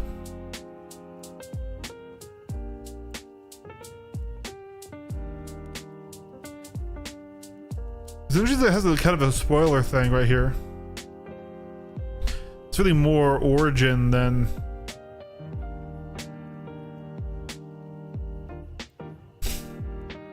Just like me, if you look at it from anything except for the exact right angle, I look really stupid.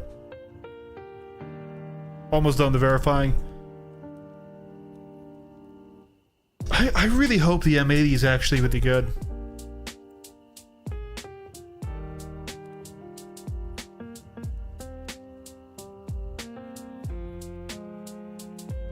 Because I mean, damn. If it has a good gimmick, this thing could be fun.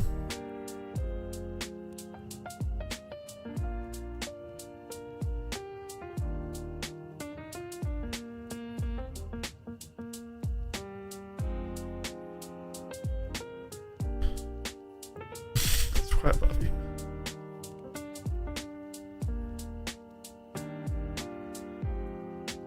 I'll believe it when I see it, Silhouette, just because fuel has not mattered in so long. I would like it to matter. I really would. It's a important part of flight. It would also encourage more people to use decoupled mode because you can maintain energy.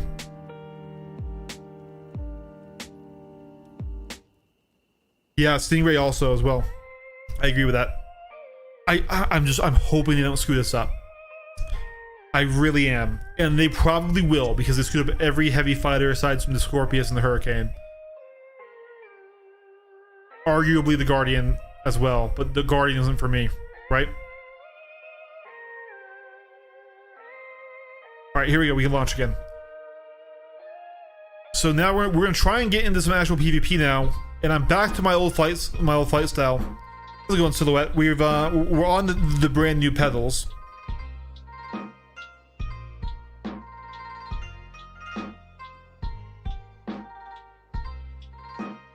The cockpits are bad. They're 3 stories tall. Literally, that's not an exaggeration. They are Ivy numbers. If you look at the dimensions of a 3-story building on average, and you look at the dimensions of the Guardian, they are 3 stories tall. And just the Guardian, the base Guardian does fly well. Actually, I'm not even joking. It does, and you can fight with it with sticks. The MX, you can fight with it, just not with sticks. You need to leverage gimbals. I like TIE fighters that don't need Ozempic. I don't need my ship to resemble me, Spiegel.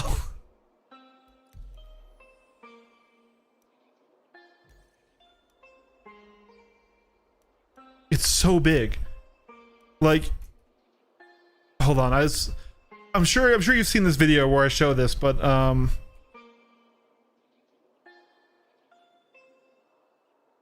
okay, but with the exception of the Vanguard, which its whole role is to operate independently of a fleet, and maybe that's also the role of the Guardian, but you don't need an interior in a fighter. I would cut out the interior on both the Vanguard and the Guardian in an instant if it meant we had a 20% smaller ship. Just 20% less damage you're taking, because you can actually evade fire. So if we go to compare, if we go to the Mirai Guardian MX, we're gonna go for the worst case scenario right here, okay? The MX is the real big boy. We're gonna go to metrics. This is a 2-scale representation of the MX from the top-down view, and if we flip it, this is from the side view. If we look up here, this is 11 meters tall from the side view. That's, yes, once again, look up the numbers. That is genuinely a 3-story buildings. We're gonna look at what used to be a heavy fighter, the Hurricane. This is one of the oldest heavy fighters in the game. All right, so from this view, they look pretty similar. Okay, yeah, no, I mean, like wow, it's not that. It's similar in length. It's still, 3 meters shorter and 2 meters thinner. But now, if we take a look at the side profile.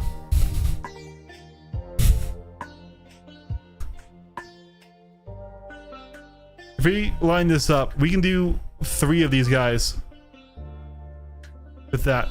Let's pull out another ship. Let's pull out the Gladiator. Also, an older heavy fighter from back in the day. This one's even shorter, right? I'm gonna zoom out a bit here to do this.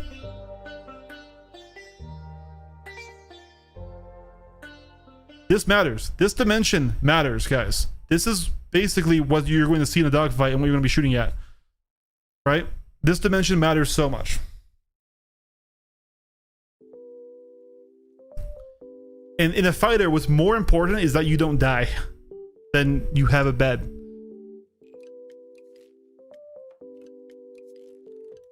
Especially with how prevalent carrier stuff is now. You don't even need it yourself. You have the ship to compare? Yeah, the Shiv isn't a fighter, the Shiv is a multi-role. But we can do it. We can bring out the Shiv here. So the Shiv is bigger in those dimensions.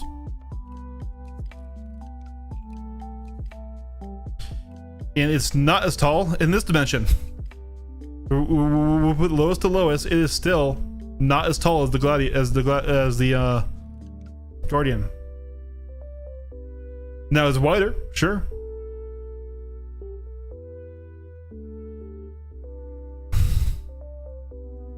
But the Guardian isn't multi-role. The Guardian is not multi-role. The Guardian is a pure fighter. So this is multi-role because it has cargo, because it has storage, because it has suit lockers, and because it has a bed. This just has a bed. It might have a suit locker. I think it does have a suit locker. It might have a weapons locker. What it doesn't have is a cargo grid. It doesn't have is a place to store a vehicle. This you can walk a vehicle. This can walk a crafting table. This can walk a mining mech suit. This can walk a literal rock, the ROC. This can't. So the only job you're serving in this one is fighting and then logging out in it. This is the MX. If you want the standard, let's do the standard. Oh well, okay, right here, standard. So the standard is much trimmer. I like the standard a lot more, but same deal. Go to the side view. This is taller now.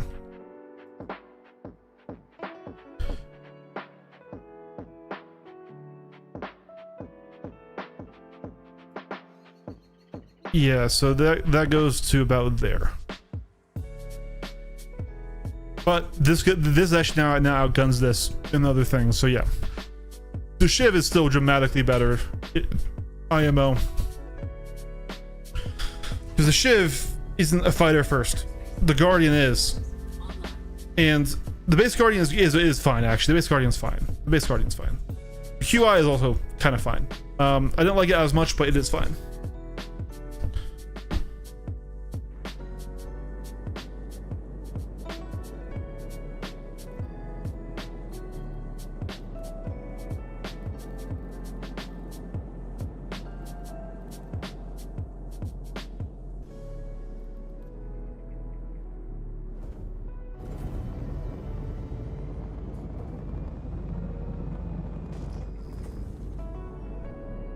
No super freak.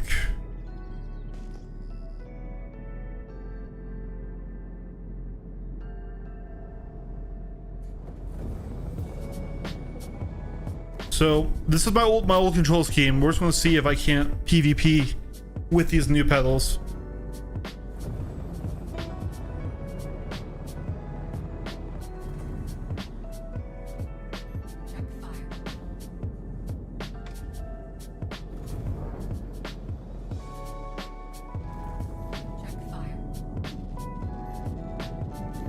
He's also an NDB.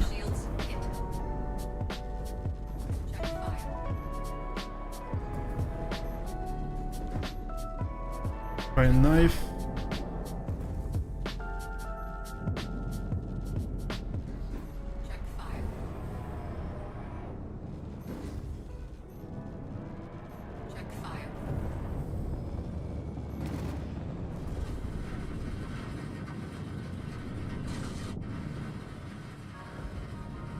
Yeah, got him. It's harder for me to actually move these around because they're so heavy and they go on in there.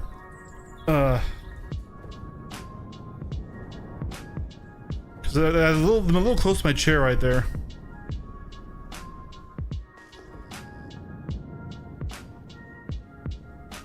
I start to think you're a person that doesn't like confrontation. Maybe. But also, I feel kind of strongly about things about this game as well. And, like, these things are expensive, and CIG sells and markets them.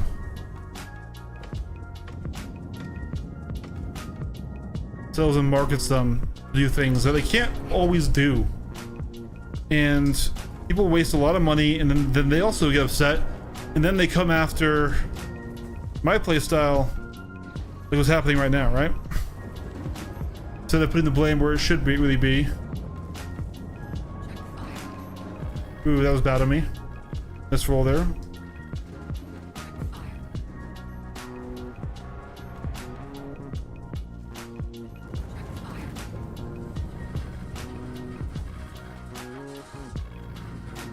And like I said, like, especially because people, but you might be right. You might be that I just don't like when somebody disagrees. I don't think that's true, but it might be it. I mean, if that's how I come off, then it doesn't matter what I think, right? If that's what everyone else thinks of me, it doesn't matter exactly what I think, right? I don't think I am that way, just especially in Star Citizen, and we're talking about flight and PvP, which I think should be this part of the discussion when we're talking about ships, right? Because PvP is not something you consent to, it's something that happens to you. Sometimes you do choose it, like I choose it very often. But most Bobs, most average players, it happens to them. And so like I don't like CIG selling combat ships that kind of aren't good at combat. I don't like them doing stuff like that. And then like, for example, like the changes to the flight system and to everything that's happening in the next patch is everyone's like, man, this is the Light Fighter Mafia. No. No one's asking for this. It's not Light Fighter players who kill you because we understand the game and we play the game currently as optimally as it is to be played, right? It's because we like to win. We're just competitive players. We would like to see more things be competitive. I would love to fly an F8 more. I really would. I think that ship's super cool. Same with the Saber. I've flown the same ships for years. The exception of the Wolf, we haven't gotten a new light fighter in a very long time. I would like to not look at every ship CIG releases and say if it's not a light fighter that it isn't just immediately gonna be trash for anything aside from whatever niche role that they give it. And so I don't know, just it's also because if I recommend stuff, I can't say, oh, it's because it's cool, because I'm coming into, you know, all of my credibility that I've built on YouTube, as little as I have, it's a small amount, but all of it has been built around the PvP stuff, right? So if I say I like a ship, even if I don't mean PvP, there's a good chance that somebody will hear that soundbite and they'll think, oh, he likes it for PvP.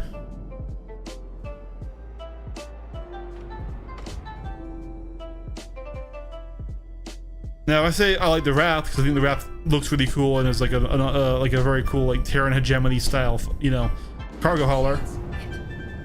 No one's gonna think the Wrath is good at PvP, but if I say, oh yeah, I like the way the Guardian looks and I like it, people are gonna think, oh, okay, he likes flying the Guardian in combat. When I don't.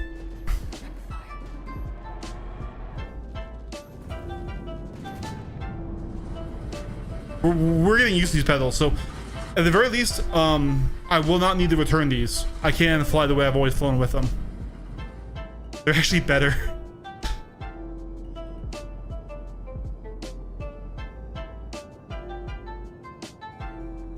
Yeah.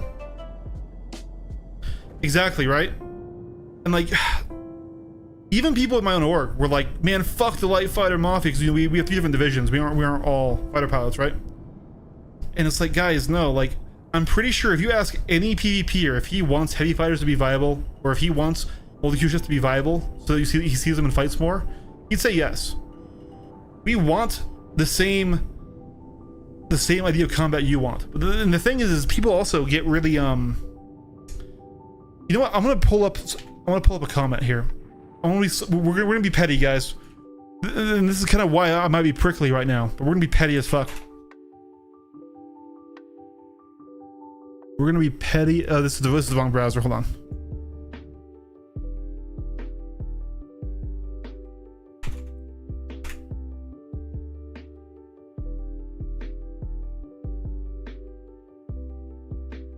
You might just be. I think what it is I'm just intense because I care about this a lot.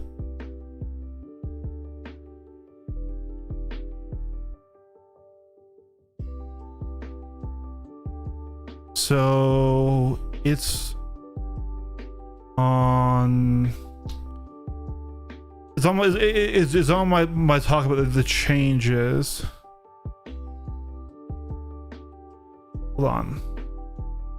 We had one today. I want to find. Oh, let's just go to the video here and then we'll find it.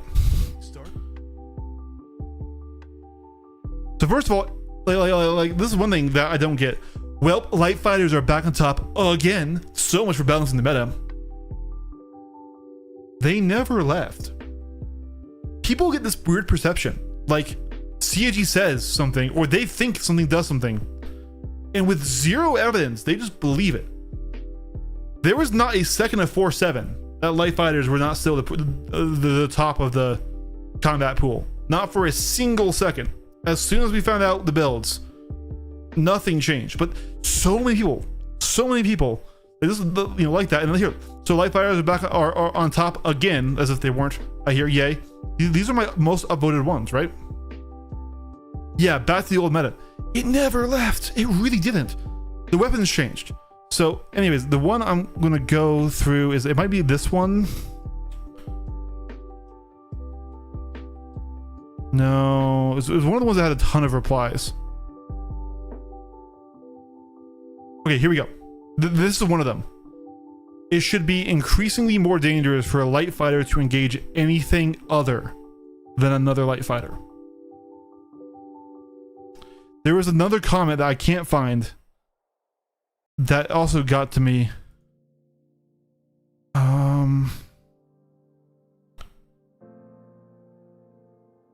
Not that. It might have been that. It's somewhere in that big one. It was in one of these big reply chains. But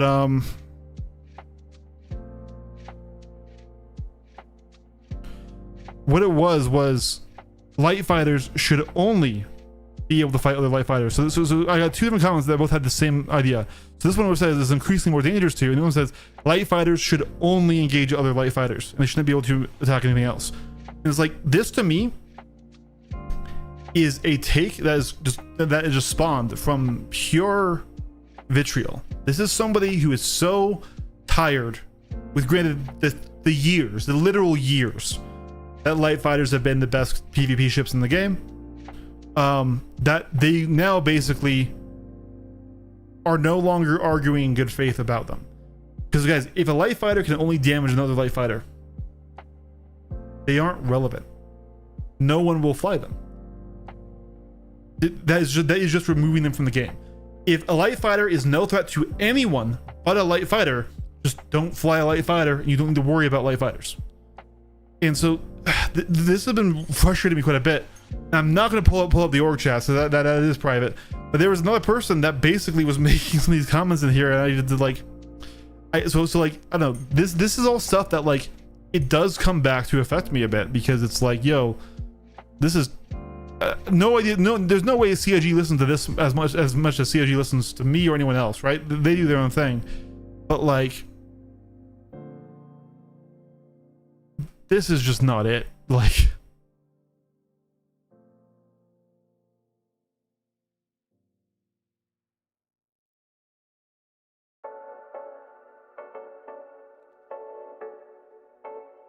bro, I just put my thing further down. I would, well, yeah. Yours was just the one that I could find. There was the other one that said it shouldn't be able to do anything else, and we agree on this point. But I and as I said, replied to you the first time, we disagree on this point.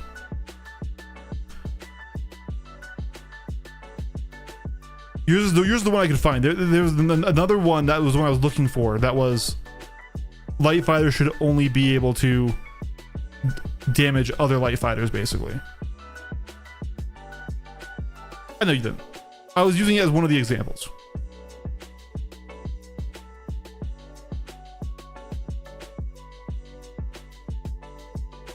Looks like Cat, they're tired of things. We all get tired of things because of arguing good faith. Yeah.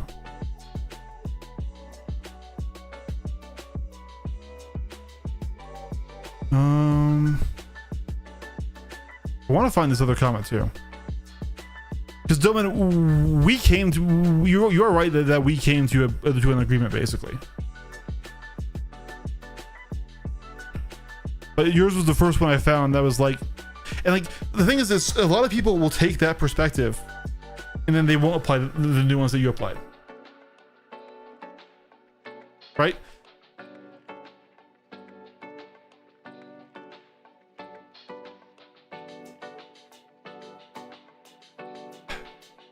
This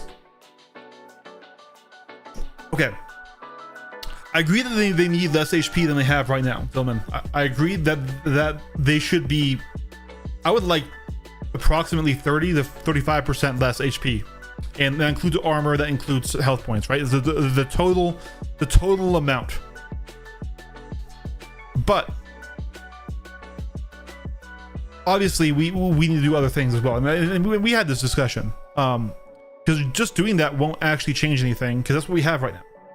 We don't have it to the levels that we want it, but light fighters are the lowest HP class ship in the game besides snub fighters, right? I would really like to see that video you were thinking of making the other day about how you think ships should fit in for fleet combat. Yeah.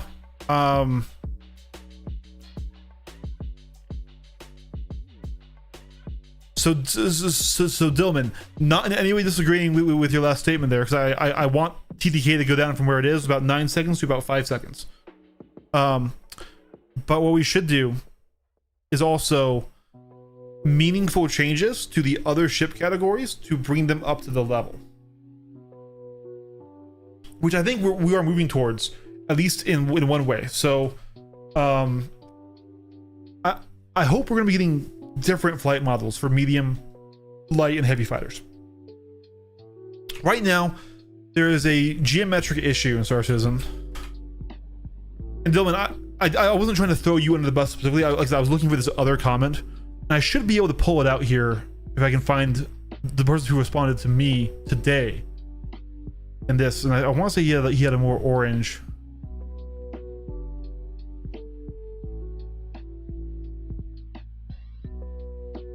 One.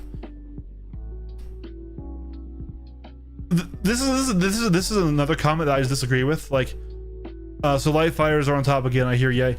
They have a death grip on Spectrum to the point that anyone that tries to speak against the meta just gets dogpiled. Everyone gets that. Whenever I comment anything, I get dogpiled too.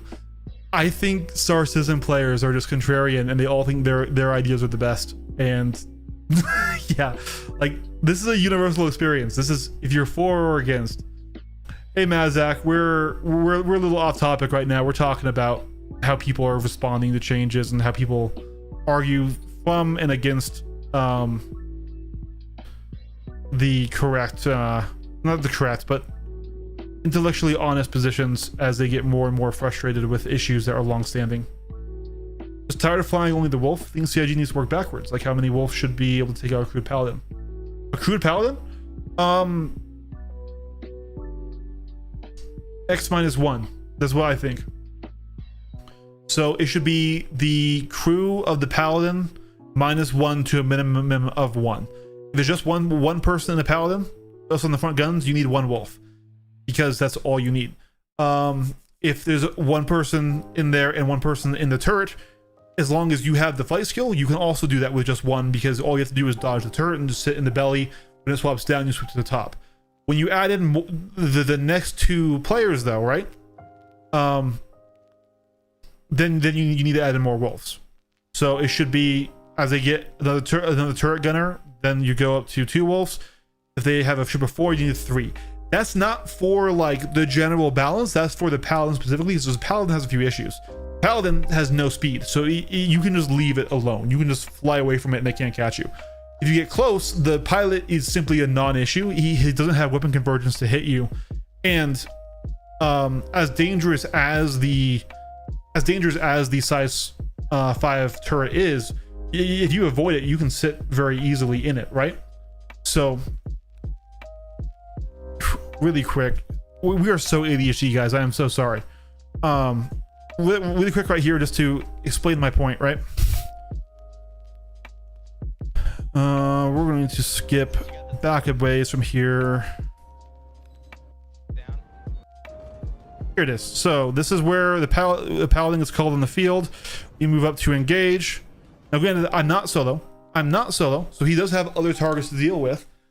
But the answer to the Paladin is to simply not let it look at you, right? So if the turret goes low, I'm switching to the top.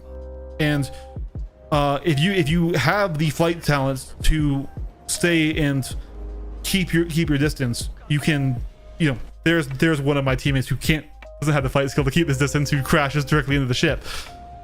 You can sit in the safety. So this is why for the Paladin specifically, it's X-1 to a minimum of 1. We will miss your deadbolts. Well, whether or not they think this way, this is how it is, right? So it's not, look, as it comes up, it's not a threat to me. I go low, right? So now, granted, once again, I'm not soloing it. I can pull up a different fight where I'm in this exact same scenario, but I am soloing it, and it's the same scenario. You just get close, you get under it, you don't let it extend, because the paladin's issue is it's very slow. So let's go over here to 4.7. This is light fighter meta. I want to show you exactly what light fighter meta is, okay? With visuals. Light fighter meta, it happens because of a certain little factoid of how CIG balances stuff. We're going to pull out the wolf. We're going to pull out the pal. So first of all, physical size. There's a huge difference there. So at range, which one's going to be easier to hit? Just by natively this guy. Now, not only is it because he's bigger, but it's because he has less stats. So the blue is the paladin. The right side of this graph, the graph that's inside the dotted lines, this is how the ship flies. The dotted line is with afterburner, the solid is without, okay? If you look at this, the paladin has 0 advantages. There's nothing it has to dictate an engagement. It is this quirk of balancing that CIG loves, where just the bigger something is, the worse it goes. This is light fighter meta. This is how it happens. Now, you want to see something awesome? Pull out the Idris instead of the wolf. This is still light fighter meta, but now it's favoring the paladin. Once again, the Idris has nothing it can do to push or maintain distance or to maintain authority in a fight, right? This is light fighter meta still. Light fighter meta isn't about just light fighters. It's saying with how CIG balances ships in a fight, the smaller ship has the advantage because it just genuinely flies better. This is true across the board. All right, so let's pull out a Guardian MX. All right, Guardian MX. Okay, now let's pull out Caterpillar. That's still light fighter meta, even though there's no light fighters involved. And sorry if I'm getting intense. I care about this shit, guys. Like, it's not that I'm trying to be like, I am obsessive. This is like one of my favorite games of all time, and like so many people don't understand that it's because CIG refuses to balance these ships differently. The best example of it is if we go to the Hurricane, the Anvil Hurricane, and we go to the Gladius. It's the exact same shape. They fly exactly the same, just the Hurricane's worse.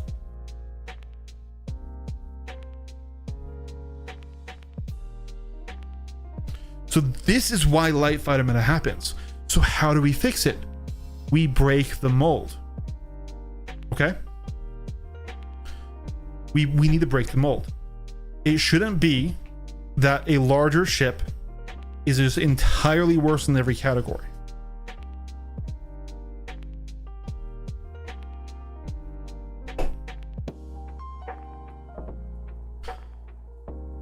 Yeah, I have done this in the Mantis against the Paladin, but should I be able to? If you have the skill to do it, yes. The Paladin is not a ship that is something that should be excluded from a fighter, right? Because the Paladin is an attack craft. It's a gunboat. That's something that a defensive screen like a fighter should deal with attacking enemy large ships, right? So armor is like the first answer to this that so many people said. We've had so many times where people have said, hey, this is coming out and this is going to fix the light fighter meta. We've had so many of these. We've had master modes, we've all those stuff. As long as this factoid is true, this is an issue. Now, radar changes did genuinely help. They did. But then they were kind of undone by the PDC changes.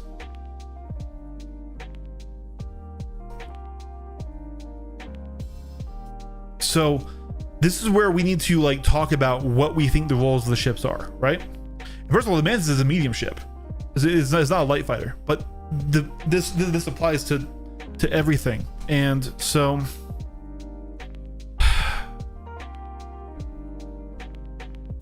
I'm trying to think of how I could do this video. Let's get back into some fights. I need to decompress. I am sorry for being so intense, by the way. Dill, this is it. I had nothing but respect for you, Dill. I wasn't trying to use your comment to throw you under the bus. I was looking for a different comment now, and yours was the closest one I found. because there are a lot of these people, I'm not saying it's you, but there are a lot of people who are simply so tired of the years of bad balancing. Yeah, it's bad balancing. That they are no longer arguing in good faith for the sake of the game. They're arguing in good faith for the sake of their own gameplay, which is where they just don't want to die to light fighters anymore. And that's where I said there's other comment just saying you shouldn't be able to damage anything other than a light fighter and a light fighter. That comment existed. I can't fucking find it now, but it existed, and it wasn't yours. It was a different guy.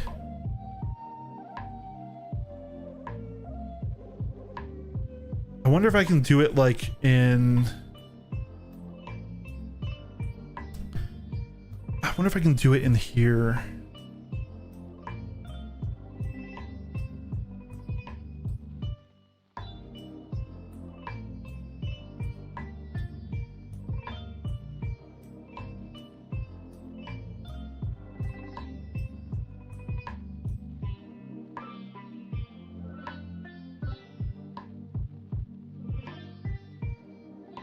See, it wasn't this. It was before this.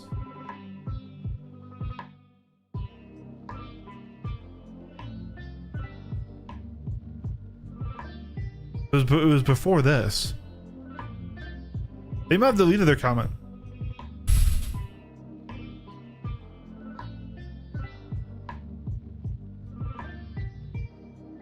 Unless I just seriously cannot.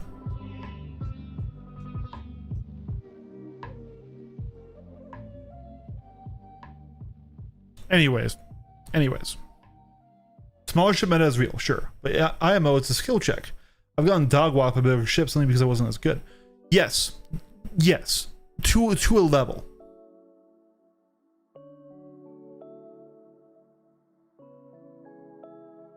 Yeah.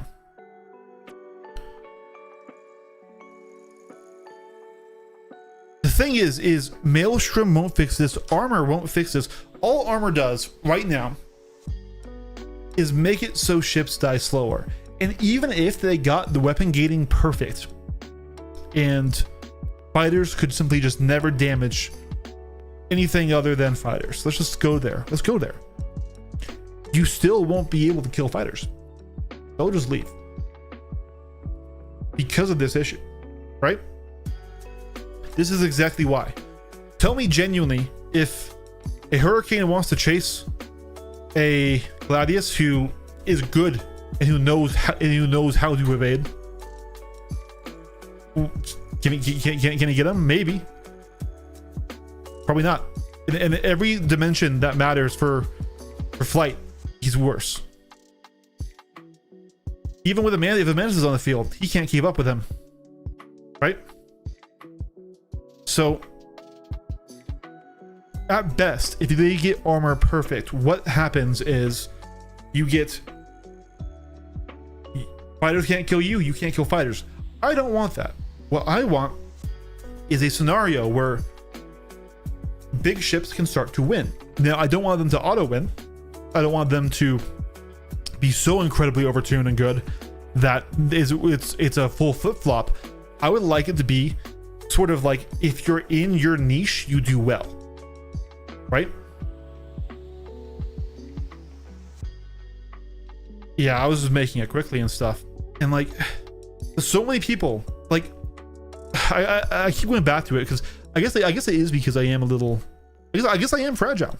I guess I don't like when people disagree. Maybe that's just a character flaw of me that I'm coming to realize, right?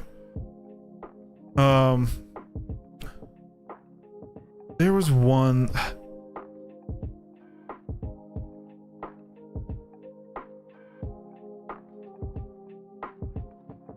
Let me see here. Now I want to dig through these forever. But there was one guy who was basically, calling me out for saying I like the changes individually, but together they're bad. Like he's saying that basically I'm the reason for all these bad changes, and it's like, dude, don't put words in my mouth. But it's okay. If I keep coming back to here, I'm just gonna keep getting salty. Yeah, maybe it's just that I don't like negativity, and that's affecting me a lot.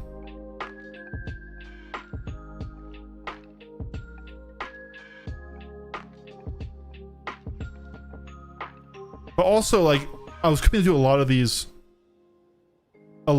comments from the PvP perspective, which isn't where a lot of the community comes from.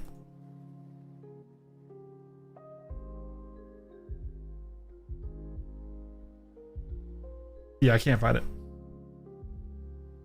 You're right, it's not my responsibility to solve this, but like, this is something that I care about, and like, I think that I am probably a little bit more educated on like the whys of this stuff than the average person who just boots up Star Citizen and just plays it, because I care about this a lot, and because I've learned advanced flight, and because I consistently try to improve, right? And I try to come to an understanding of how things work, and I do a lot of the PvP side of things. Now, does that mean my ideas are right? No, it does not mean my ideas are right. But like, I can explain why Light Fighter meta happens. A lot of people can't. A lot of people think it's just CIG favoring one thing or the other endlessly, or there's that. Once again, my ideas can and will be shit. I have said and thought the wrong things before, and I will do that. So again, I am human. But if we can get more information to more people, the chances of us finding the right answer is more likely. They have to hold you back from your bloodlust. More nerves is how we protect the pink vultures. You're right. You're right. The dirty monster.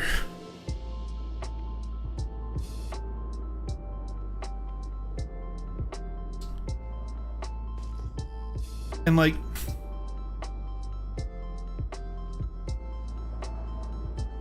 not everyone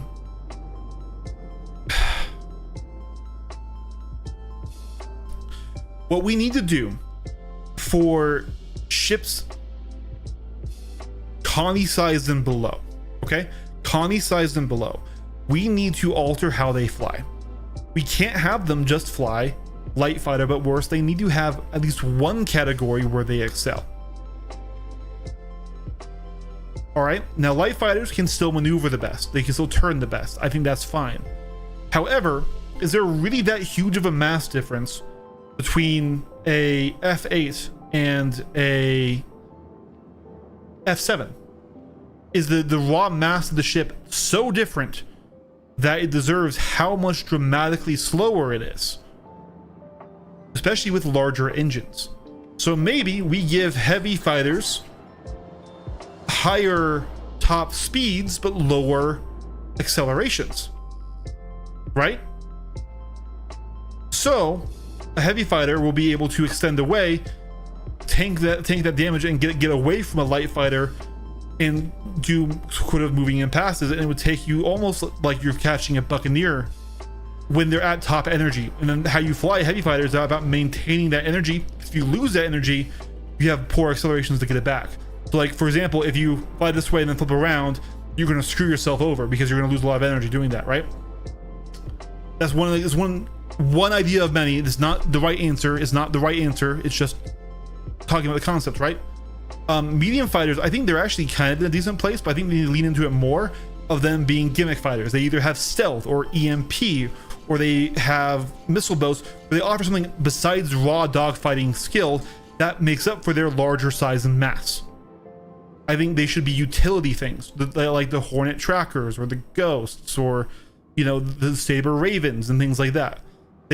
Their advantage should come from adding utility in the fighter package that still can do fighter things.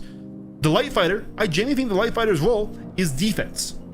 I think the light fighter is best served flying close to your large ships and stopping bombers, stopping medium and heavy fighters, stopping attack ships. So by attack ships, let me clarify what I mean. Constellation ships and below that have large size guns. So I consider the Paladin an attack ship. The size 5 turret isn't super great for dealing with fighters. It is really great for dealing with capital class shields. Same with the 4 size 5s on the Connie. Both those ships are small, minimal crewed ships that can do a lot of damage if they sit in the rear arc of your capital ship. That's why I believe that's where light fighters should cap out in what they damage. Okay? So then, what do we do for ships this and above? We can't make them fly incredibly awesome. They still should fly different to how fighters fly. They shouldn't just fly like a fat Gladius. They should have a lot more sustained energy and stuff. They should, they should require a different helmsman talent. At this point, we need to give them additional utility and stuff, right? So I think the Perseus is a great ship. I think the Perseus is a really well balanced ship. What is its niche? It hunts bigger ships. It's not that armored, and if it gets swarmed, it can get taken out. But if you see a Perseus and you're in an Idris, you should probably start shitting your pants if it can get behind you, right? It also has PDCs, which until they nerfed PDCs with armor, it was armor that nerfed PDCs and made them not nearly as good as they were. And we can argue, oh, well, PDCs were never meant to fight fighters. PDCs were the only reasons that cap ships and the Perseus was good. Otherwise, you just had the same issues that caused light fighter meta on the Cutlass, on the Constellation, on the Carrack, on all these other ships that came before it, right? Because having that passive, zero investment pressure screen, it was a pressure screen, it wasn't really a damage screen, pressure screen that kept people away from you, let you have a gimmick, it let you control the battlefield. Suddenly you had a safety net for your fighters to retreat into. And if they followed them into, they would get pressure applied to their shields. Now, PDCs were always super low damage, and once you figured this out, you could just say like, okay, I'm gonna take that because that guy's almost dead. I will happily sit in your PDCs to kill you, right? So, once again, we need to add utility to these things, but now also, what we need to do is not just add utility, we need to add lethality, because these ships are not lethal when attacked by a fighter. How do we add lethality? It's simple. We need to make turrets good. This is not a new opinion.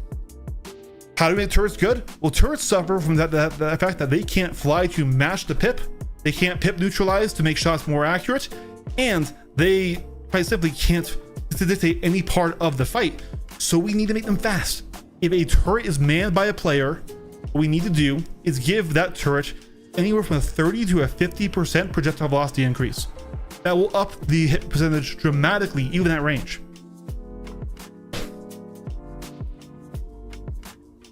We can tie the power plant size too, if we want more granularity.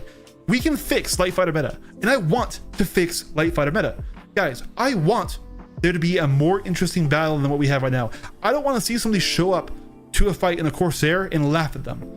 I don't laugh because, oh, I'm getting a kill. I laugh because, oh man, this is fucked, right? Like there's nothing he can do. And once again, my ideas are not perfect. My ideas are not perfect. These are not the only answers. These are not the be all end all. This is not even potentially, in many people's ideas, a good idea. But this is an idea that actually would fix light fighter meta without light fighters shouldn't be able to damage anything other than light fighters. Once again, not calling you out, Dillman. There's the other guy. Yours was the only comment I could find. Yes. Yes. Yes. Yes. That is what needs to happen. However, I think personally, and this is just my own bias, it should be lost behind player controlled turrets. If it's ran with a blade or if it's ran with an AI NPC crew member, I don't want that same advantage in velocities. Now, if we do it with T weaponry, then we can't really do that, and that's fine. That's the only reason why I clarified player controlled turrets, because I don't want somebody, what I'm worried about as somebody who's only recently gotten into an org again. I've always been solo. I've always been a solo PvPer, right? And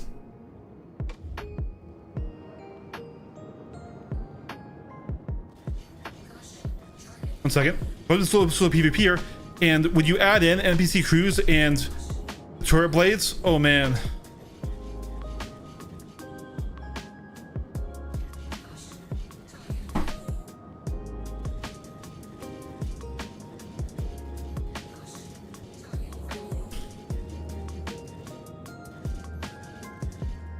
God, the Fury is fast enough to keep up with the Scorpius. He flared, right? Like he agreed to the fight, right? I'm pretty sure he flared and past me.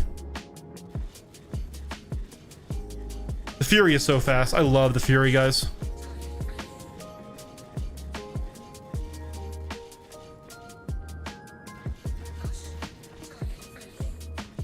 But this isn't gonna work.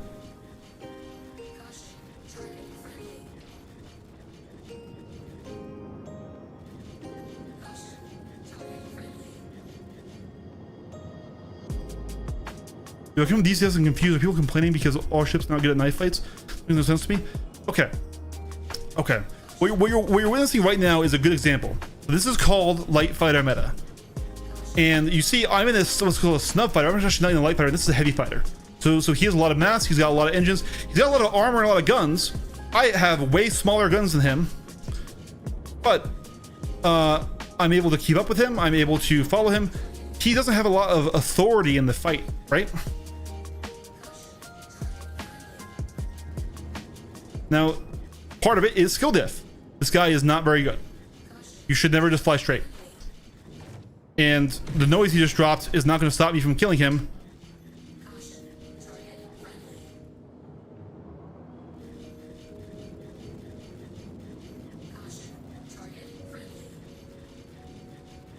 This guy just doesn't understand PvP, but he did shoot back at me. And he did flare with me.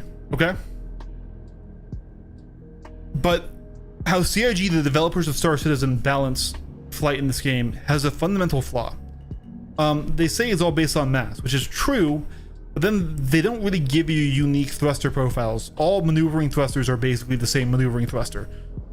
Which I'm not really in a good shape to show you mav thrusters. But if you look right on top of, right above that orb there, those little pill-shaped things, those are mav thrusters. See, if I go down, they fire to push me down. So how every ship in Star Citizen flies is you have main thrusters and you have mav thrusters. Mav turn you or strafe you. Main thrusters push you forward, and of course you have retro thrusters which push you back. So like there. Now this ship's a little weird. The ship uses these fully rotating main thrusters to have really good mobility. This is the Mirai Fury. Anyways, because they take mass into consideration, but then they give you basically the same thrusters regardless of what ship you are on. There's a linear curve from how large your ship is to how bad it flies. I assume you're on sticks? I am, yeah. I'm twin sticks and pedals.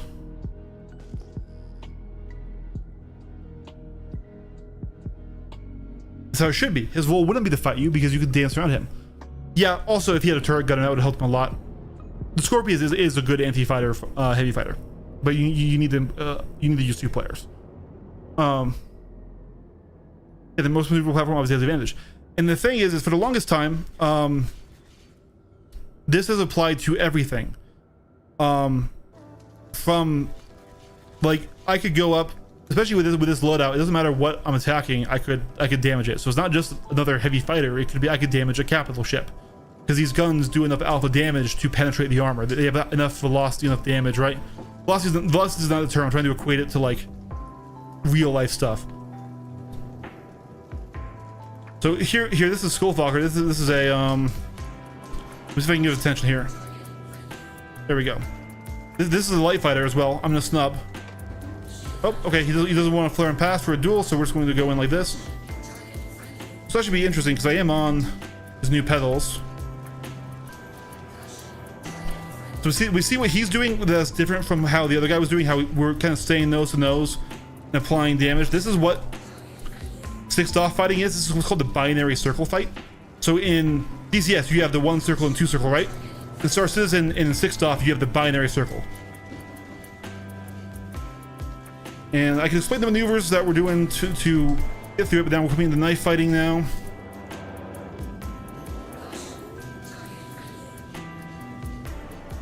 Now I have pretty low velocity guns, so hitting him is a little hard.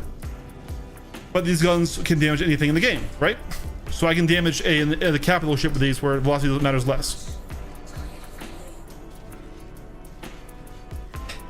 See, because I'm a snub that doesn't have a quantum drive, and he's a light fighter that does, I actually do have the mass advantage, and I have the speed and maneuverability advantage. Now he actually does have a slight turn rate advantage on me, but he's not taking full advantage of his pitch roll. His pitch and his roll aim is what I meant to say, to keep me in pitch where he can turn fastest. So I'm able to get back on him after flying around much quicker than he can. I'm still getting used to use our new pedals, so this is taking a little longer than it normally would for me to kill this guy. We have his nose red. If we just Go in, trade some shields, some damage right there.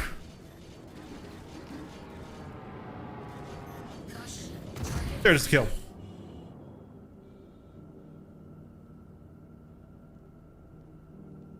Finding people that have sticks with mouse and keyboard is a nightmare for me.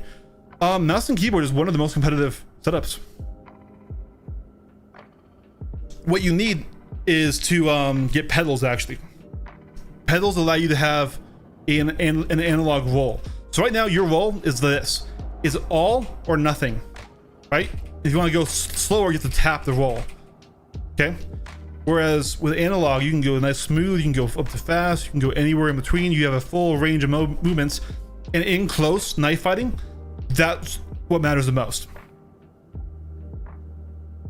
But yeah, so basically for the longest time, there's been the issues are Star Citizen where, hey, it doesn't matter how much armor or health or really high damaging guns you give someone, Mikusune, if one ship can hurt you and you can't hurt that ship, it's just a matter of time until you lose. This is called the light fighter meta. Now, once again, it doesn't necessarily mean light fighters always win. It means in a fight, the smaller ship wins because of how CIG balances accelerations. And that's assuming equal pilots, right? So we were talking about different ways to combat that, and at the end of the day, there's really only one answer. It's not more armor. It's not, oh, make this ship unable to hurt that ship no matter what it does. That will stop it killing you. It won't let you kill it, right? If we just say right now, we've changed nothing else but to say, hey guys, arbitrarily, we've just gone to each light fighter and we've turned off its damage to a capital ship, regardless of what weapons it has equipped, right? If they did that tonight, all that would happen is, cool, we can't kill the cap can't kill us, which is not good balance. What we need to do is do meaningful improvements to those ships' lethality by giving them either unique flight profiles where they aren't just small ship but worse, or by giving them their weapons advantages for being used, like buffing the turret velocities, right? If projectile velocities on a turret are faster than those on a ship, you have more effective range.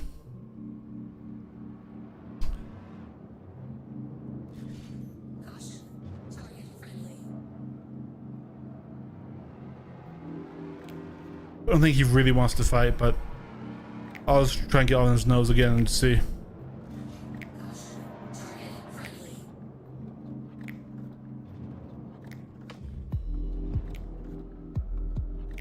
No, I don't think he wants it. And like, why I get so heated about this is because I genuinely want to fix this problem. I want medium ships to be good. I want multi-crew ships to be good. They're interesting, they're fun. I want to have a dynamic battlefield where I, as a fighter pilot who's put in a lot of hours to be a good fighter pilot, can have a role. And I also want more ship choice. I've flown the same ships for years, guys. Okay? Yes, getting better is fun, but what isn't fun to me is when the new ship comes out and I look at it and goes, oh, it's trash, without me even needing to know anything about it, because they haven't fixed these core geometric issues in flight that come from how they balance the flight models of each ship. I'm not talking about master modes. I'm talking about literally the thruster shape and the thruster output and the accelerations of each ship, the geometric issues caused by that, and just knowing that's not fixed. So a heavy fighter is not good, basically. I definitely want beating because my Hornet just feels so useless. Yeah, so the Hornet is one of the most popular combat ships in the game. It is, and it's not super great. But what it is it's easy. It's got good shields, it's got good armament. So in PvE, when you're not worrying about the high level of flight, right, you can get really good effects. And also, when you put a lot of them together, you have just a lot of DPS and a death ball. And that's hard to deal with even for skilled pilots. But the ship itself isn't super great. Now the Hornet Ghost, pulling it back, the Hornet Ghost is good. Why is it good? It has a gimmick. It has something to make it useful. The Hornet Ghost is better than the F7A. Straight up. Stealth and being able to catch someone off guards is way more useful than two higher sizes of guns in your nose. Okay?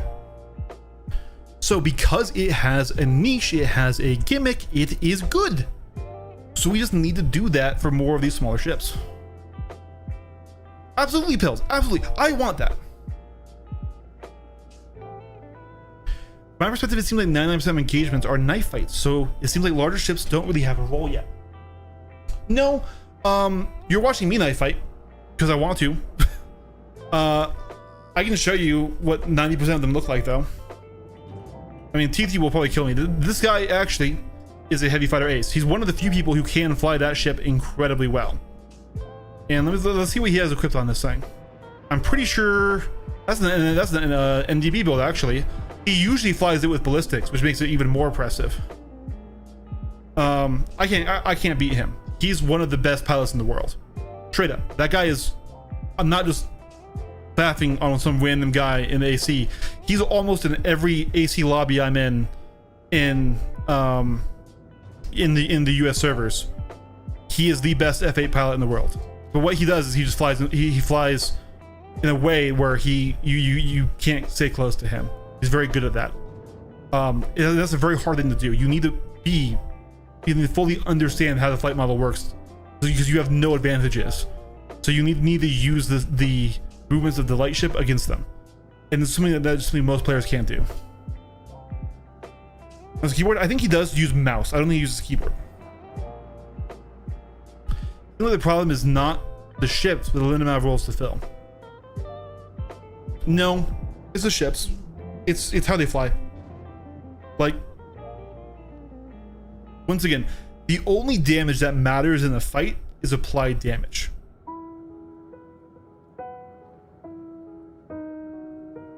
Thank you S1 for backing me up on that.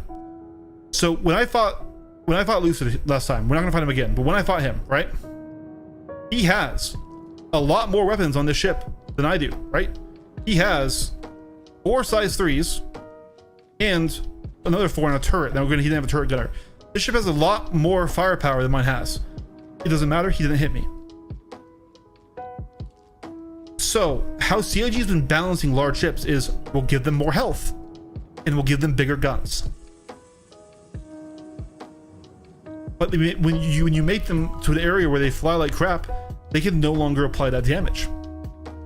So like, I wish I'm trying to find a different lobby where that might maybe get somebody in a different ship to showcase is better. And basically what it comes down to is because how they calculate the mass. It's like if the ship has an interior, it's probably not good, which sucks because ships with interiors is a cool thing in Star Citizen. Like, it's cool that you can walk around your ship mid-flight. You can run around putting out fires, starting in battle, and sit in turret seats and go on up and stuff. This is the same lobby, so this is not gonna help us. So instead, is there any way I can load up? I guess we'll load up Pirate Swarm again.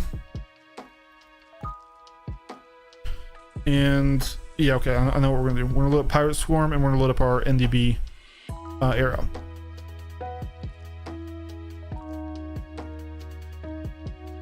So these are AI, so take this with a grain of salt. The AI flies kind of weird. They desync, they can do things that the players can't.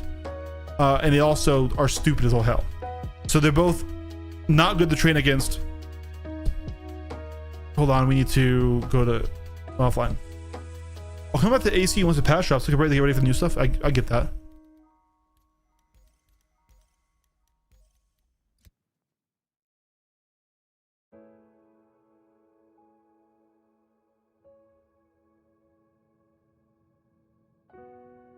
So, let's go to, I believe it's this arrow.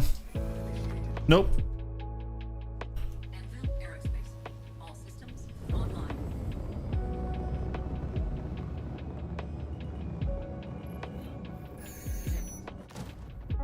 The other arrow.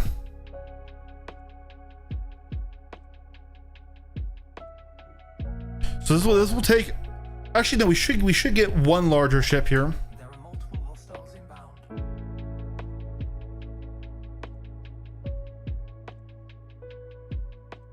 Okay, all right.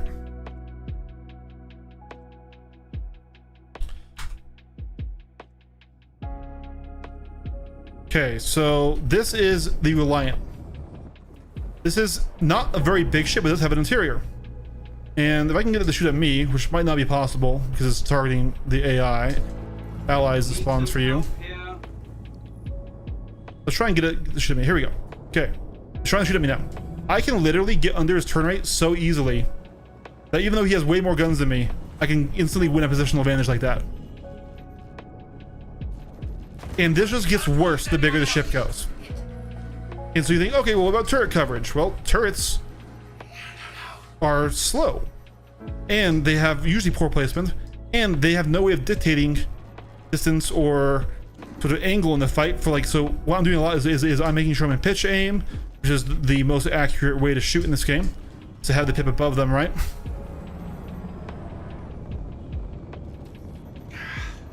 The turret gunner can't choose any of that.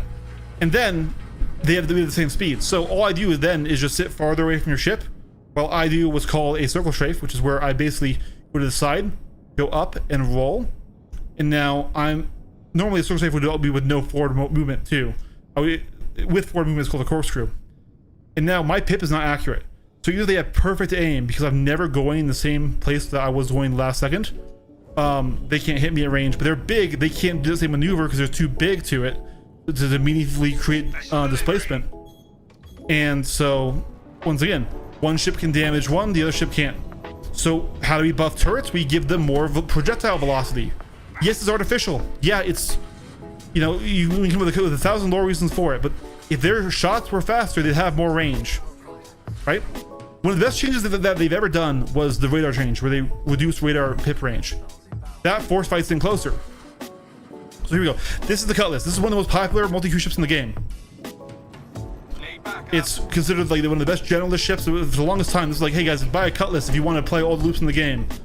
It's been nerfed into hell several times as well, sadly. But all you do is just, once again, get in close, get under his turn rate like this. I need to make sure you're shooting me first. And then you can just sort of sit under it. And the AI turns off here. Normally a player would be looking at me, but I could just stay on it until it dies.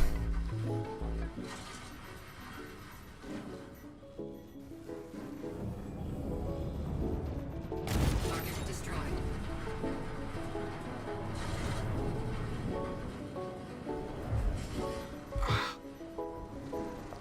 And now,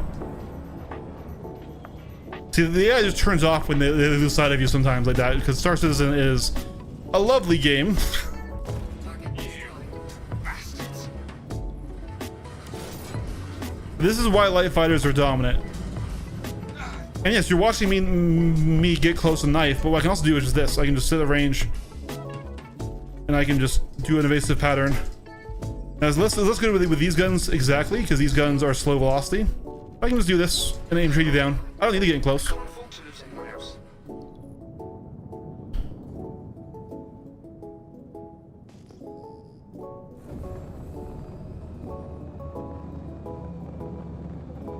Anyways, Miku, does that make sense? And so people are upset that for years, the only viable ships in PvP were light fighters. And it's not really that. That's the perception. The perception is, in a fight, the smaller ship wins consistently because of this geometric issue in flight.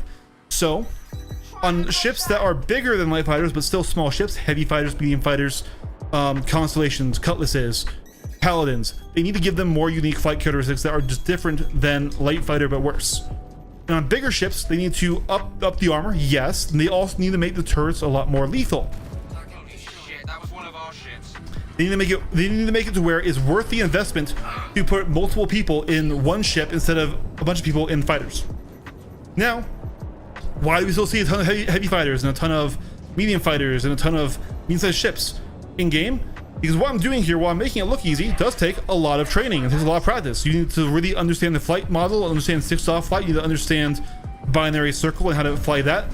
And the game does literally nothing to teach you this. The game does nothing to help you learn to be a better fighter pilot. And so people will not get better because the game won't help them. You need to actively go out and train and practice and seek out PvP, seek out YouTube videos, seek out PvP orgs to learn how to actually fly correctly. Otherwise, you won't fly correctly, and then this will be quite difficult. Like, a lot of people consider Pirate Swarm to be difficult, or they consider the PvE in this game to be difficult. It's not. Like, I'm making it look incredibly easy. These guys aren't moving, right? We can't afford to lose but Taking a fire. huge amount of the Star Citizen player base would consider PvE to be difficult. Shields hit. And so they don't improve, and they use these other ships that have big stats like big guns to kill things faster and big armor to tank fire, because they can't leverage the light fighter. And if the game simply did better at teaching you 6-star flight, then I think if more people were educated on why this stuff is happening, we would get much better feedback to give CIG on how to fix it. Everyone's like, give us more armor, make more things not hurt us less, lengthen the TTK, and that doesn't help you. It doesn't help you. A longer TTK, you just die slower, and it screws over the solo person when they're outnumbered, because you have more people applying damage at once. They have a lower TTK than you have, right? So like, I don't know. So a lot of people have the wrong ideas about how things are going, and I have the wrong ideas on how things are going. No one person has the correct answer for Star Citizen, but the more we share education, the more we share knowledge, the higher chance we have that together, through the work of various minds, we can find a good answer. Maybe not the right one, maybe not the best one, but a good answer to this problem. Can't lose anyone else. Whoa.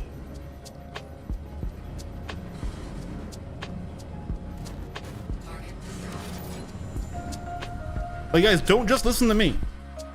I am stupid. I am a fleshy little brain in a skeleton mech suit with a lot of extra flesh on top of that. All right, I'm an idiot. I've been wrong before, and I will be wrong again, and I will be wrong tomorrow. But as long as I keep trying to learn more and trying to improve, eventually I can, you know, get better. So Taking damage. I just care about this stuff too much, right? I've invested a lot of money, a lot of time, a lot of effort. Anyone else? Once again, he's turning down. I can literally stay under his turn right here, and then he's going to roll to try and get his turn onto me. I can literally stay with him because I'm close enough, and I have the authority on the fight. I have full authority of this fight. Now, once again, this isn't a player, and so players can do a little bit better, but this is still how this fight goes. Target destroyed.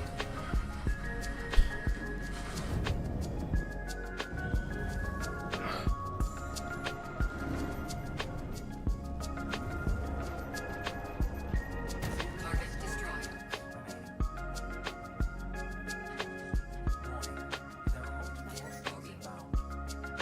I understand what you're saying, but here's where I'm confused. I don't know if you know just at all. I am like a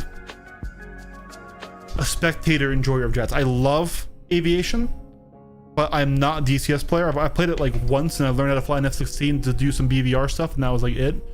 And like I like aviation history. I really like jets. Like the F-16 is my favorite American fighter, and my favorite overall is probably either the Gripen or the Rafale. I like delta wings and vertical stabilizers, so yay. They both things that aren't Star Citizen. Please CIG, give us a vertical stabilizer, please. Shields hit. But yeah, it is right. So now let's imagine that I'm attacking this guy, and this is a player, and there's two players in here, one in the turret and one in the pilot seat. And I can do this, and there's nothing he can do besides jumping away and running, which we can take away from him. We can stop him from being able to run by using the interdiction ship that turns off quantuming, right? And this is why people are upset, is because it's like, hey, this ship costs more. I'm investing 2 players in it, and I'm being murdered by fighters. Well, yes, because you have like a cargo bay and you have other useful things and things, but people don't like this. And so for the longest time, you know, what really annoys me is so many people use the argument like, man, why can this light fighter damage me, right? If I shoot a tank with a 22, it's not going through. That argument pisses me off, because I'm not firing a 22. I'm firing the primary weapon system on a dedicated air-to-air platform. I'm firing a 20 mil cannon with high velocity and inherited energy from my speeds to, yes, rip into your also flying ship. But I also understand that, like, okay, hey, this is a little different for capital ships. It's like saying, should the main gun of an F-16 be able to sink a battleship? So, no, they're tired of basically there being one answer for PvP, and CIG having a lot of combat ships that are not in this category.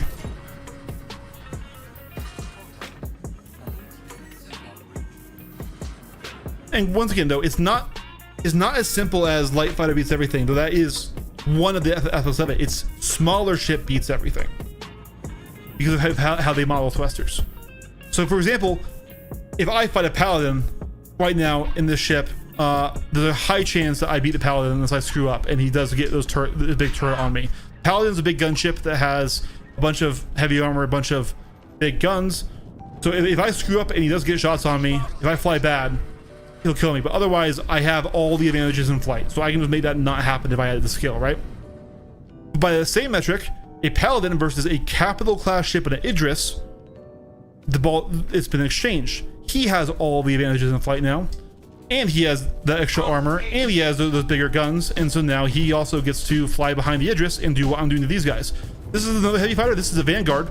Once again, is meant to have. This is supposed to be a dedicated combat ship right here. This is a heavy fighter. It's supposed to have a turret gunner, which it does. It has nose guns and specific things, but I can do this. I can just outstat it, right? So in the binary circle, I can just get under his turn rate, and I can sit here.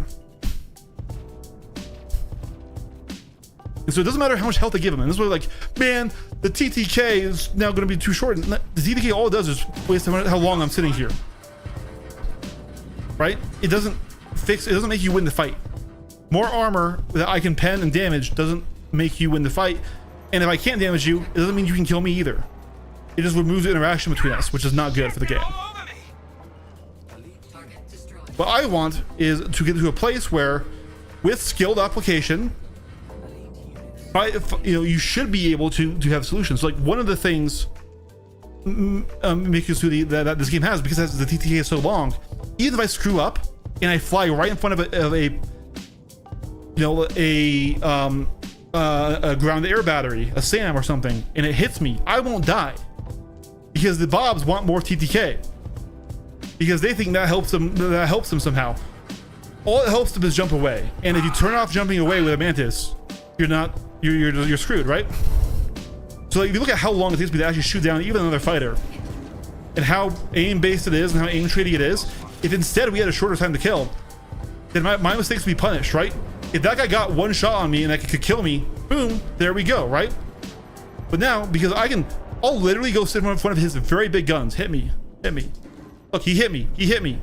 I'm fine. This ship has the most pilot DPS in the game. Hit me again. I'm fine. I'm not even hurt. I'm hit. And so, I'm hit. my mistake is entirely covered because of this long TTK. And now all I do is sit here until he dies. And it's not very fun for me. It's not very engaging for me. It's cortisol inducing and stuff, yada yada, to do this. But there's no answer, right? And I was like, oh, well, no, you're going to want a long TTK when Death of a Spaceman comes in, and you'll lose things. You'll lose your ship permanently. You'll lose, your gear permanently. You'll lose your reputation and your skills permanently when you die. No, I won't. Because in a gank, I'm going to die one way or the other way. If it's a 10v1, I'm dying in both cases. In long TTK, I'm just dead. In short TTK, if they make mistakes and I'm just a better pilot than them, I might take 1, 2, or 3 of the bastards with me. And now they've also suffered Death of a Spaceman and suffered attrition. And now, because of my skill, I was able to make them pay for that gank. Exactly. But the problem is like, okay, that niche doesn't exist, right? So it would be faster at killing this ship, right? Now, this ship right now is kind of the exception to this rule, just in this one situation, because I'm gonna crash into there and die. Death of a Space Game will be Death of a Space Game. I don't think so.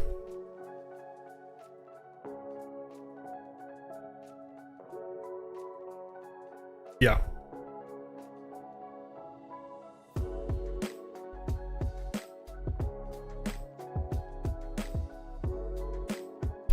We already had Death of a Spaceman in a lot of ways.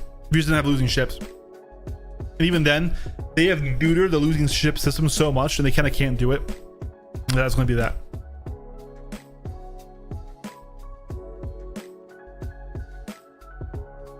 Yeah, we lost a bunch of gear in the old days. Yeah, They turned it on. They didn't turn on losing your ship or losing your rep. They turned on losing your entire gear. And what did we do? We just ran with disposable gear. We didn't run with our cool stuff. We just was like, hey, buy 35 copies of the same armor set from Hygiene and just have it in storage. When you die, throw in a new one and go. And despite that, no one wants to go back to 0 just because some guy ganked you another plane. I don't know what you mean. I would love to go back to full loot.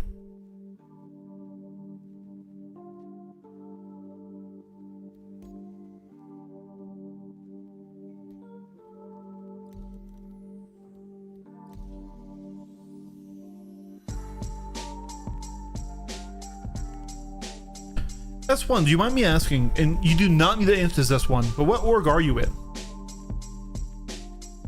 Because I fly with a lot of different people in the solo leveling Discord from a lot of different orgs, and maybe I know of it. You would love to lose everything because he died a few times?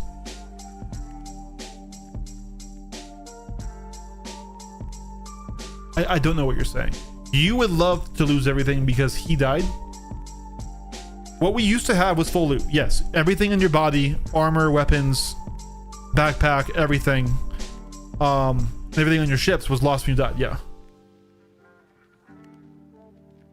What Death of the Spaceman isn't is you lose your stored items. That's not what Death of the Spaceman is. Death of the Spaceman isn't you start the game with $0 and with 0 items stored up. It's not roguelike. What Death of the Spaceman is when you die, you lose everything on your body and you lose everything on your ship. Now they're gonna have things like the insurance claims stuff like we're seeing, right? Where you can get insured stuff back. Same with insured equipment back. So if you insure your nice crafted armor, you'll be able to get that back as well eventually, right? But what Death of the Spaceman does do is the more you die, the more your body degrades. And then eventually you need to get a fresh rescan. And when you die again at that point, you lose reputation. And we don't know if it's all reputation or if it's a percentage of reputation, but you basically all of your relationships you've made with other groups gets reduced. It's never been you lose all of your ships and you lose all of your stored items and you lose all of your progression.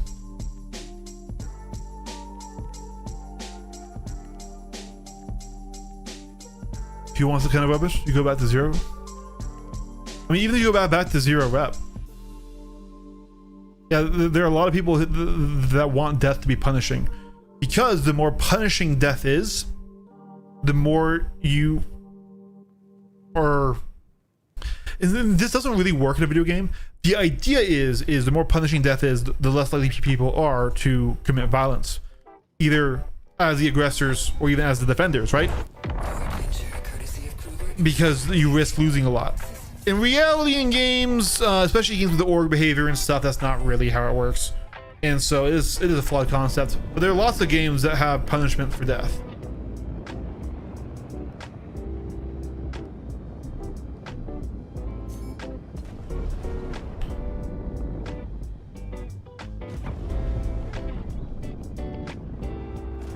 Yep.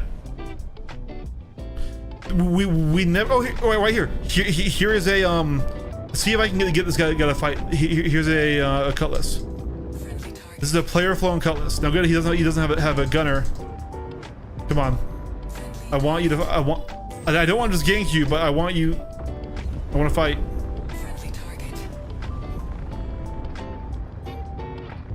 Buddy. I'm gonna get him literally in front of him here.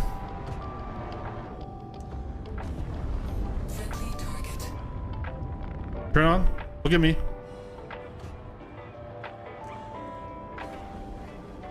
I'm literally making you look at me here. Come on.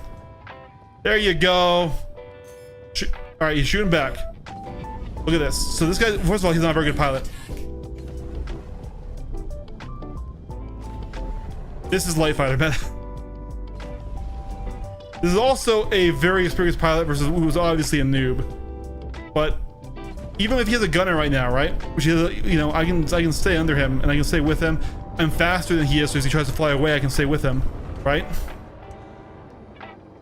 So if I was shooting at him, he'd be in trouble.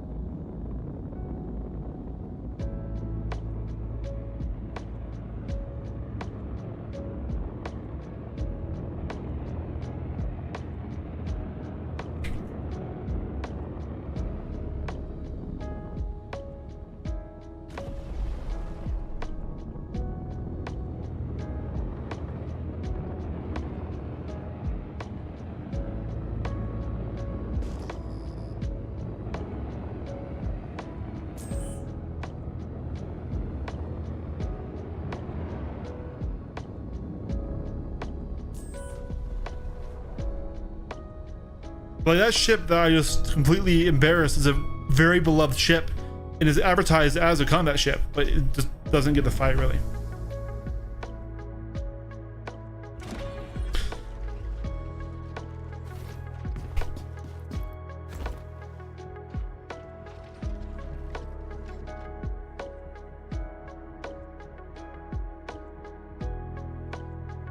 If death was super severe, the game wouldn't really work. And by that I mean, like, yeah, literally you die, you lose your account, start a new account, right? But okay, Spiegel, there are lots of people who do enjoy hardcore games. Just because you don't is totally fine, that's valid, but there is a lot of people that enjoy hardcore games. Launch successful. Landing gear. I love the ship too. Yeah, the ship's awesome.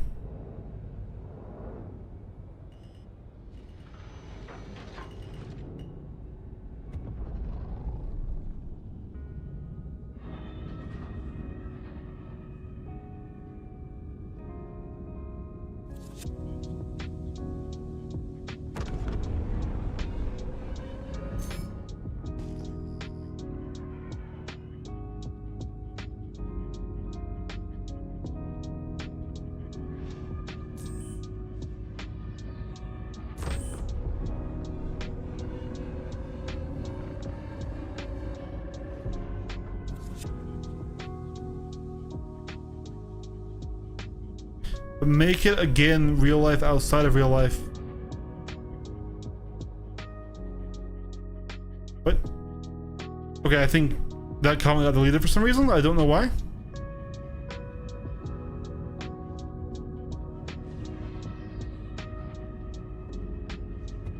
Is this guy low fly? Or is he just chilling?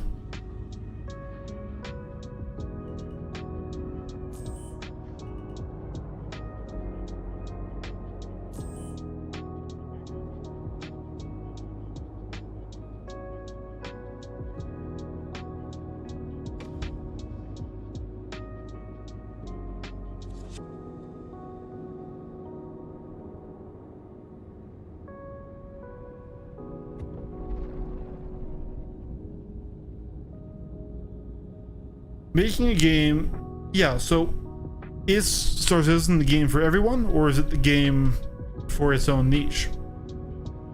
It's kind of like when we talked about that one guy the other night, Spiegel, I think you were there for it, where he's like, guys, there's nothing to do in Star Citizen if you don't want to fly a ship. And that is wrong, but also it's like, brother, you bought a space game about spaceships. What do you mean you don't want to fly a ship, right? So there's always going to be people that it you know, appeals to, people doesn't. And there's also going to be aspects of the game that appeal to people and aspects that don't. For example, I fucking hate mining. But that's okay, right? You gotta think about the sustainability of the game, my guy.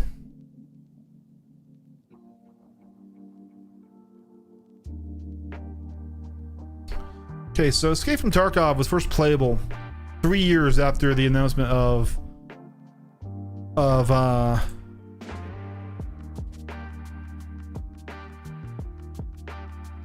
Star Citizen. So it's been worked on before that and stuff, but like it first was playable in 2016. I know that because I played one of the first betas. So Escape from Tarkov right now is still on the front page of Twitch, still with huge player bases, huge stuff, even with all these issues that the game itself has. This is a very flawed game. This is a very flawed game.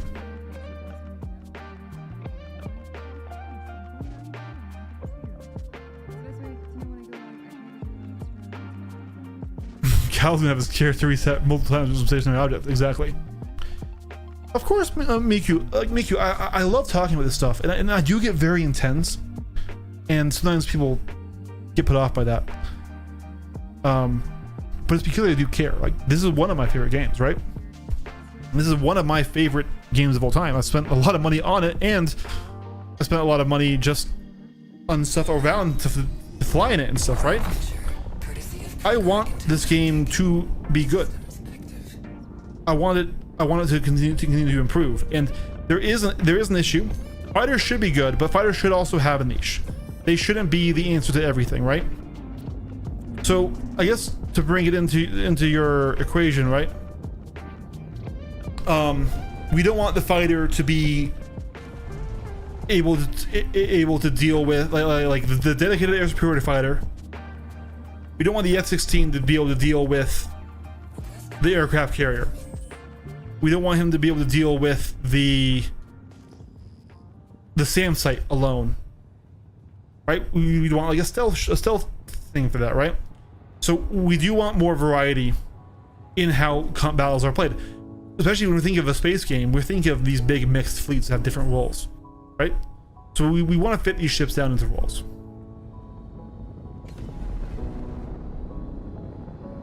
I hate the idea of refilling all the time in engineering.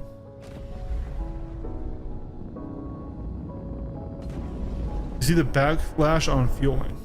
This goes on. So that's because Star Citizen players are never happy. And I can tell you why Star Citizen players are never happy. And I think Spigel, I think in no way am I calling you out. In no way am I saying this is wrong. Star Citizen is the dream game. That's how it was sold. That's how it was funded. That's how it was pitched. This is the game, right? We're gonna have the most detail, the most this, yada yada yada, the most this. Star Citizen was sold on the promise. And notice how I'm not being specific? They weren't either. Star Citizen is everybody's perfect game, and it's nobody's perfect game, right? But there's a lot of people who have a lot of ideas on what Star Citizen should be, and when things don't line up with that idea, they complain. Like I said, like it's kind of a genuine idea for a lot of people that light fighters should only be able to dogfight other light fighters. Like that's Buzzcut Psycho's take. That's take of people in my comment section. That's not Dillman's take, but that was the example I used in that scenario, right?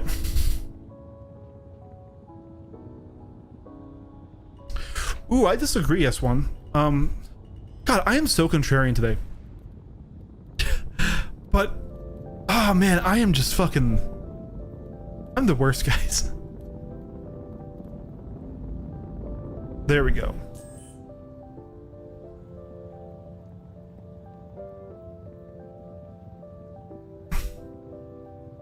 I'm getting a little bit of passive bleed on my controls is what I'm messing with right now. But why I disagree with that take, S1, is not because in the theory is wrong, but like in Eve, for example, right? The most dangerous system is one of the highest security ones in the game, and people will still pirate there because that's where all the loot is, right? So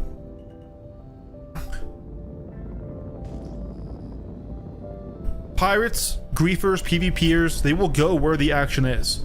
The reason that Hathor is the PvP center is because that's where the players are. Where the Kharonite is, that's where, you know, the orgs are going, and that's where everyone's coming from. Oh my god, it's Sharp. Friendly target. Sharp is in my org. Sharp's one of my students. Shields under attack. Friendly target. He just got his 6. He's still learning. Don't judge him too hard here, guys. Friendly target.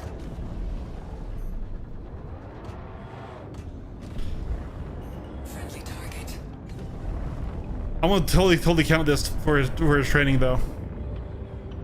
This is awesome to see him join here by himself. Friendly target.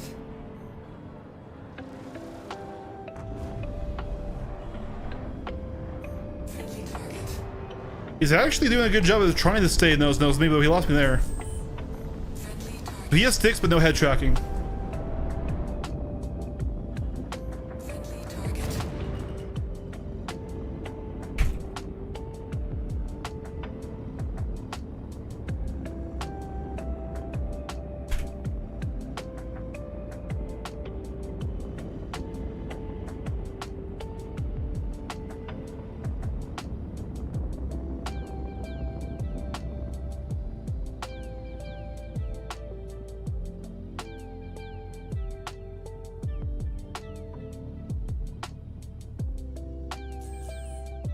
Yeah, there will be high sex systems and Care Bears and Tree Huggers and stay in those systems.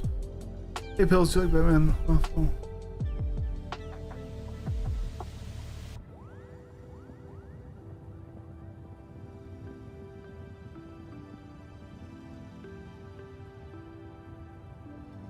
Wait, I'm confused.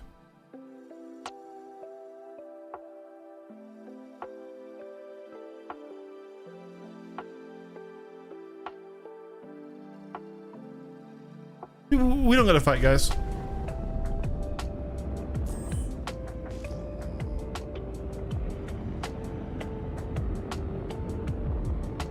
We don't gotta fight.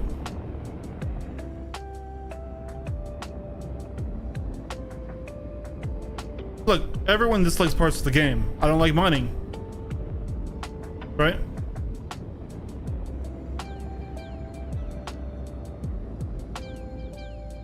But refueling and managing the fuel of a spaceship is a important part of flight and stuff.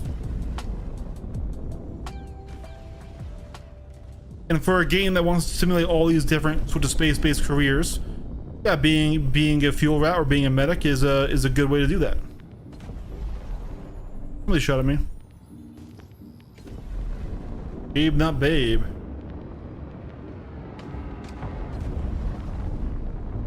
Friendly target. Shields under attack. Friendly target. I think we're ahead, so I'm just gonna aim trade into this. Ooh, cash that, cash that, cash that. Pull around, pull around, pull around. Friendly target. At them again. We're well ahead now. Friendly target. Friendly target.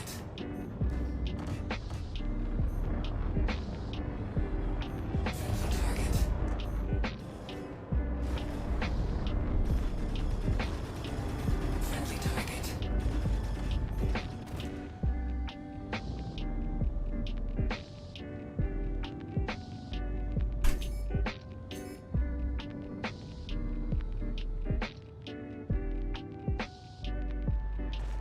Hey, Spiegel Pills, like, guys, can we don't gotta do this. I think it was not meant in the same level of vitriol. It was taken, and now it's just going worse and spiraling. Hello, friends here. We're just here to hang. That makes sense. Hire us for the pirate, though. Yeah, so what they do, right, is they get an account they don't care about to be the attacker, and then they have other accounts on standby to pick up the loot. Because picking up the loot isn't illegal or anything, right? The guy's doing personal attacks and thinks this is in the right, and then keeps going. I'm just laughing at the muck a bit.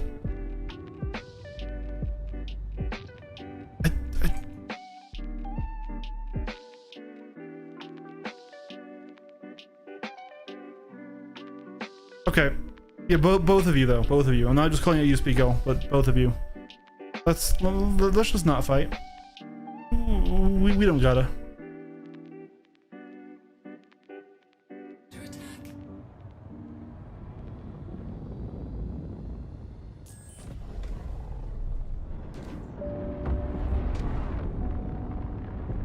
Friendly target.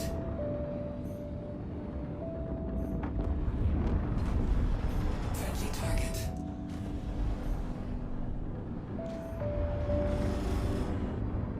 We can like and dislike different parts of the game, right? Another thing I dislike, I really don't like manual moving of cargo. I'm not saying it shouldn't exist in the game. I'm saying if I was to run cargo ever as a gameplay loop, I would kill for the option to just pay for someone else to load my ship. Friendly target. And like have that be systemic and not like me going to all chat, right? Friendly target. Because I like flight. I don't like the Tetris thing in boxes. I like flying the ship, right?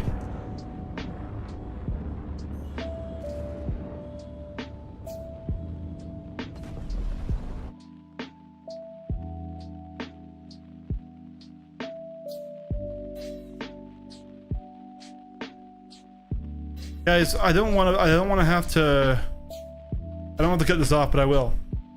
Please. If not for respect for each other, respect for me, I'm asking you both to stop. Shields. Under attack.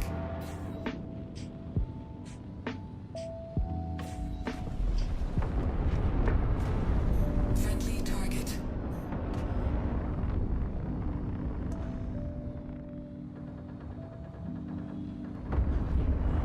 Friendly target.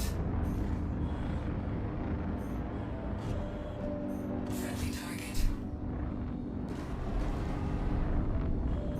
All right. I like to go for a market mission while my community's auto load for me. Friendly Right. target. That'd be cool. I'm like I'm okay paying a fine for it. I'm okay with it having a systemic thing for it. Just I don't like moving the boxes.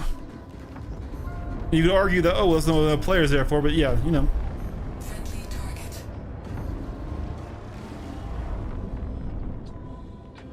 Shields under attack. Friendly target. You think CIG will sell? You will sell upgraded crafting ships? Okay. To answer your question, FYT forever, no, I don't. But I gotta deal with this sadly.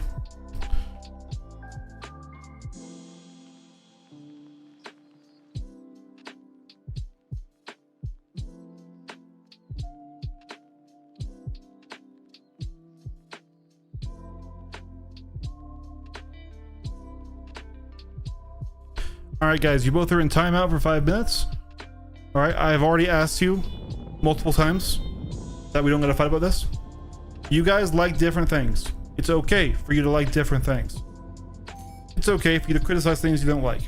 We do that all the time. What's not okay is for this to devolve into an argument, into a fight. I respect you both. I like you both. I do. You guys, I consider some of my awesome recurring viewers, and I really enjoy hanging out with you. We don't gotta fight. The cargo event got me really tired of movie boxes. Yeah. So when the 5 minutes are up, you guys can come back. Come back. I want the fight to be done.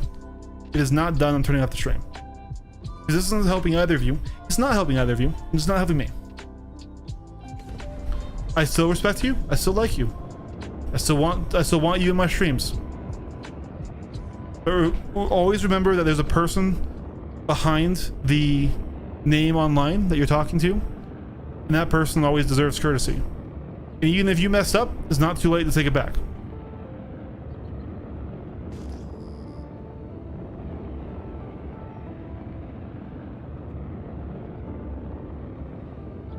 Yeah, I really don't want the money either, and we'd rather just pay for them for the ship, right? Yeah, I wouldn't pay CIG for one. What I would do is hope that CIG creates a strong in-game economy and in-game tools to facilitate that economy where I can buy all the materials I need to make a top crafted ship from a miner. and I don't want to go to all chat and say, hey, anyone have beryllium at 900 quality? I need it. What I want to do is to be able to fly to a trading post, look at the listings, find one that has the goods in escrow for a price, pay that price or message the person if I want to barter, and then pick it up when I have made the purchase without them needing to be online. I just want to raise it up into my personal hangar and have it. I want it to be a systemic system. I don't want it to require both players to be online. I want it to be, hey, you can go over, you can put things into escrow and you can do it. I also wouldn't mind in an auto buy. I can say, hey, I'm looking for this stuff.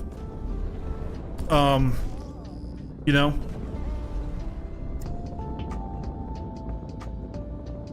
I'm looking for this stuff, and as soon as it's available for purchase here, I want to buy it. Shields under attack.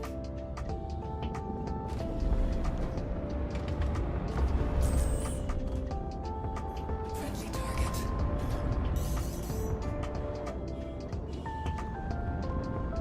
Friendly target. Friendly target.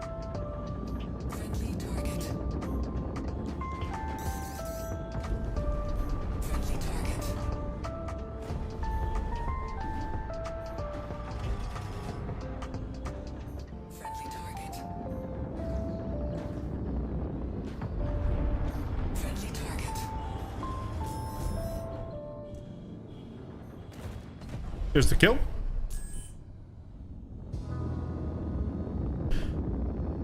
Yeah, that'd be cool, or special NPCs, or if you join like a faction, I don't know, that they're gonna do that military. I'm okay with special equipment.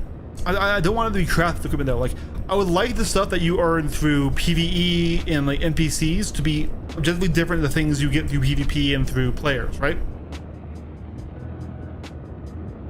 Now they don't have to be worse, but I want them to be different. Sort of like, hey, you can get top end gear in Destiny by doing PvP in the Crucible or by doing a raid, right? But you don't get the same loot pool. If you want one, you kind of need to go to the other. I think that would be fine.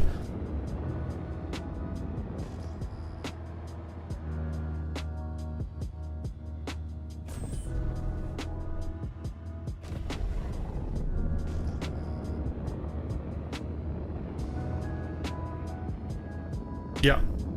The armored flight suits have always been in the PU. I found 3 in a path. No, they were added in 4.7.2.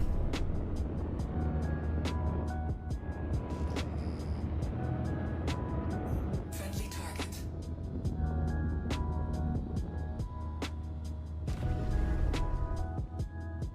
Don't think he's there.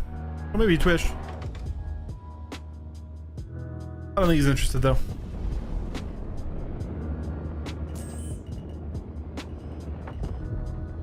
I also want there to be items for the scavengers that are found in loot pools that are not found craftable or not purchasable from stores, right? I want there to be a way for anybody of any gameplay loop to get to top gear. And some people want the crafted stuff to always be the best, which I don't disagree with, but that really does put a lot of power in the hands of orcs. They are pretty cool, yeah, no, and I cannot wait to literally only ever wear flight suits ever again. As a dirty fighter jockey, that's gonna be my entire gameplay right there.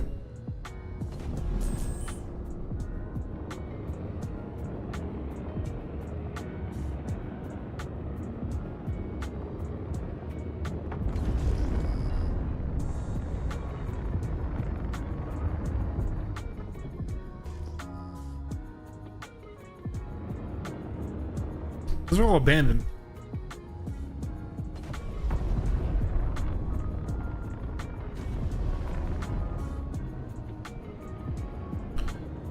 But yeah.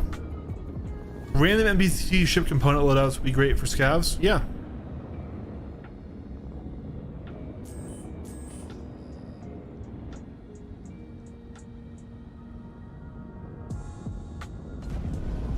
Did everyone leave? No, there's some people in here.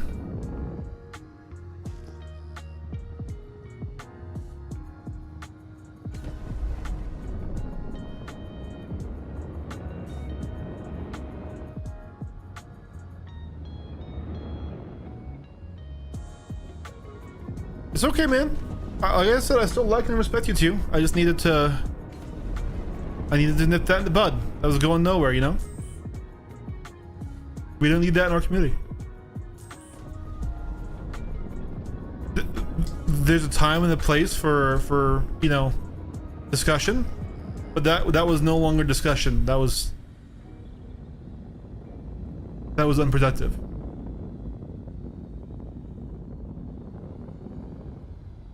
I still like you. I still like pills.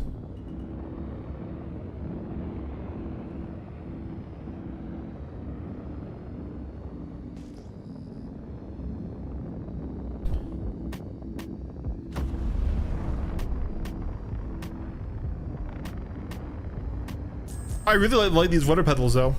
Now that I'm used to them, I'm still not like 100% to where I was, but yeah.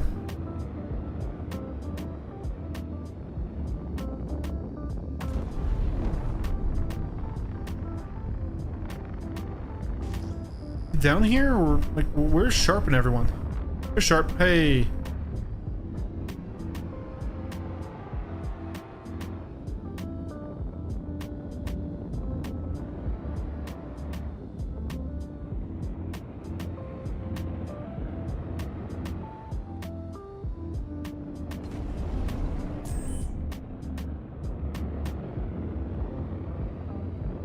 I'm definitely getting more used to them, but part of me still wants to go to roll on pedals. Maybe I'll work with Journey John to train it a bit.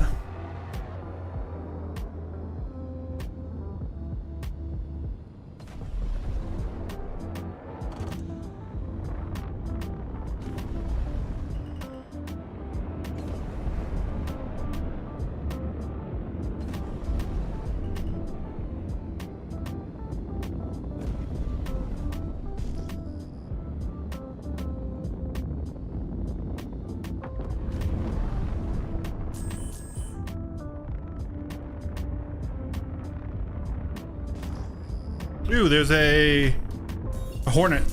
That's a fun fight.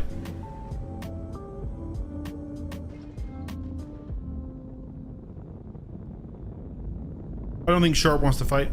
I think he would have noticed me. Which I get it. I don't think Sharp enjoys being pummeled. What he needs to do is come to more of the training things, which he has been doing, and fight people closer to his skill level. That's how you get started. Shields active. Alright, so they're fighting already. Is there anyone up here who wants to fight? Anyone up here?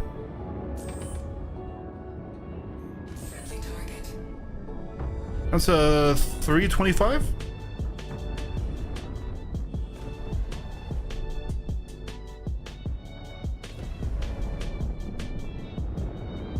Friendly target. Friendly target.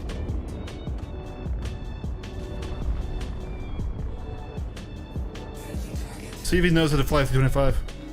We come, we push through, we go through. Friendly target. Like, there's still people who like want private servers and Star Citizen and stuff, because that was part of the original pitch and stuff, but also because they pitched like everything, right? I'm personally like, I don't want NPC crews, even though that was part of the original pitch. I think that's a terrible thing for the game. No, that was JJ, and it's really good. No, the Warlock is a very, very good ship. I just can't rent it right now. I can probably go get it in Verse. I think it's for sale in Verse.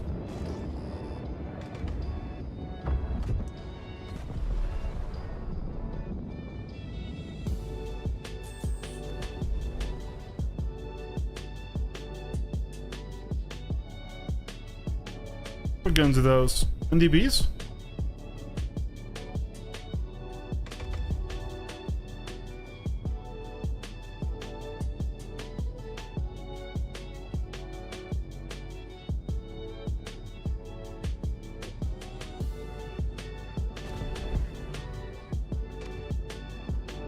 Shields under attack.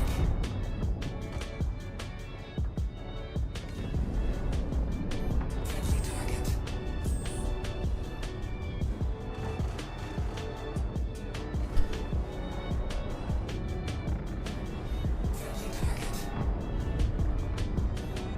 He's flying like in the old 45 flight model. Friendly target. Ooh, let's not block out there. Let's fight that. Friendly target.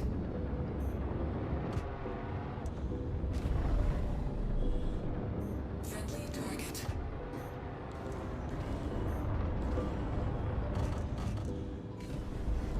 Friendly target.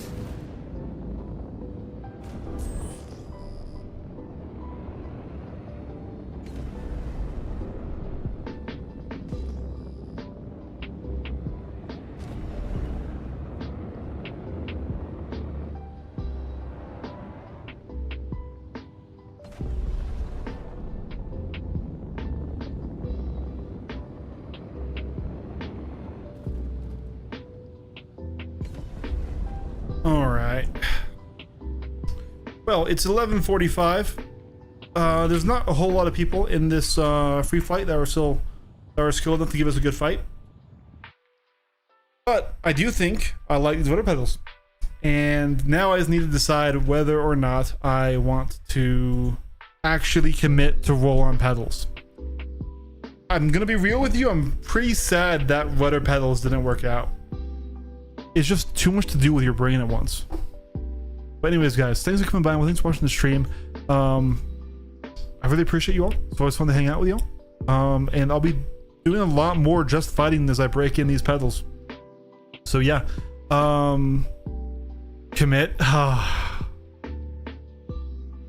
love how I fly right now, but I need to get better, and that might be how I get better. Anyways, thanks for watching. I'll catch you all next time.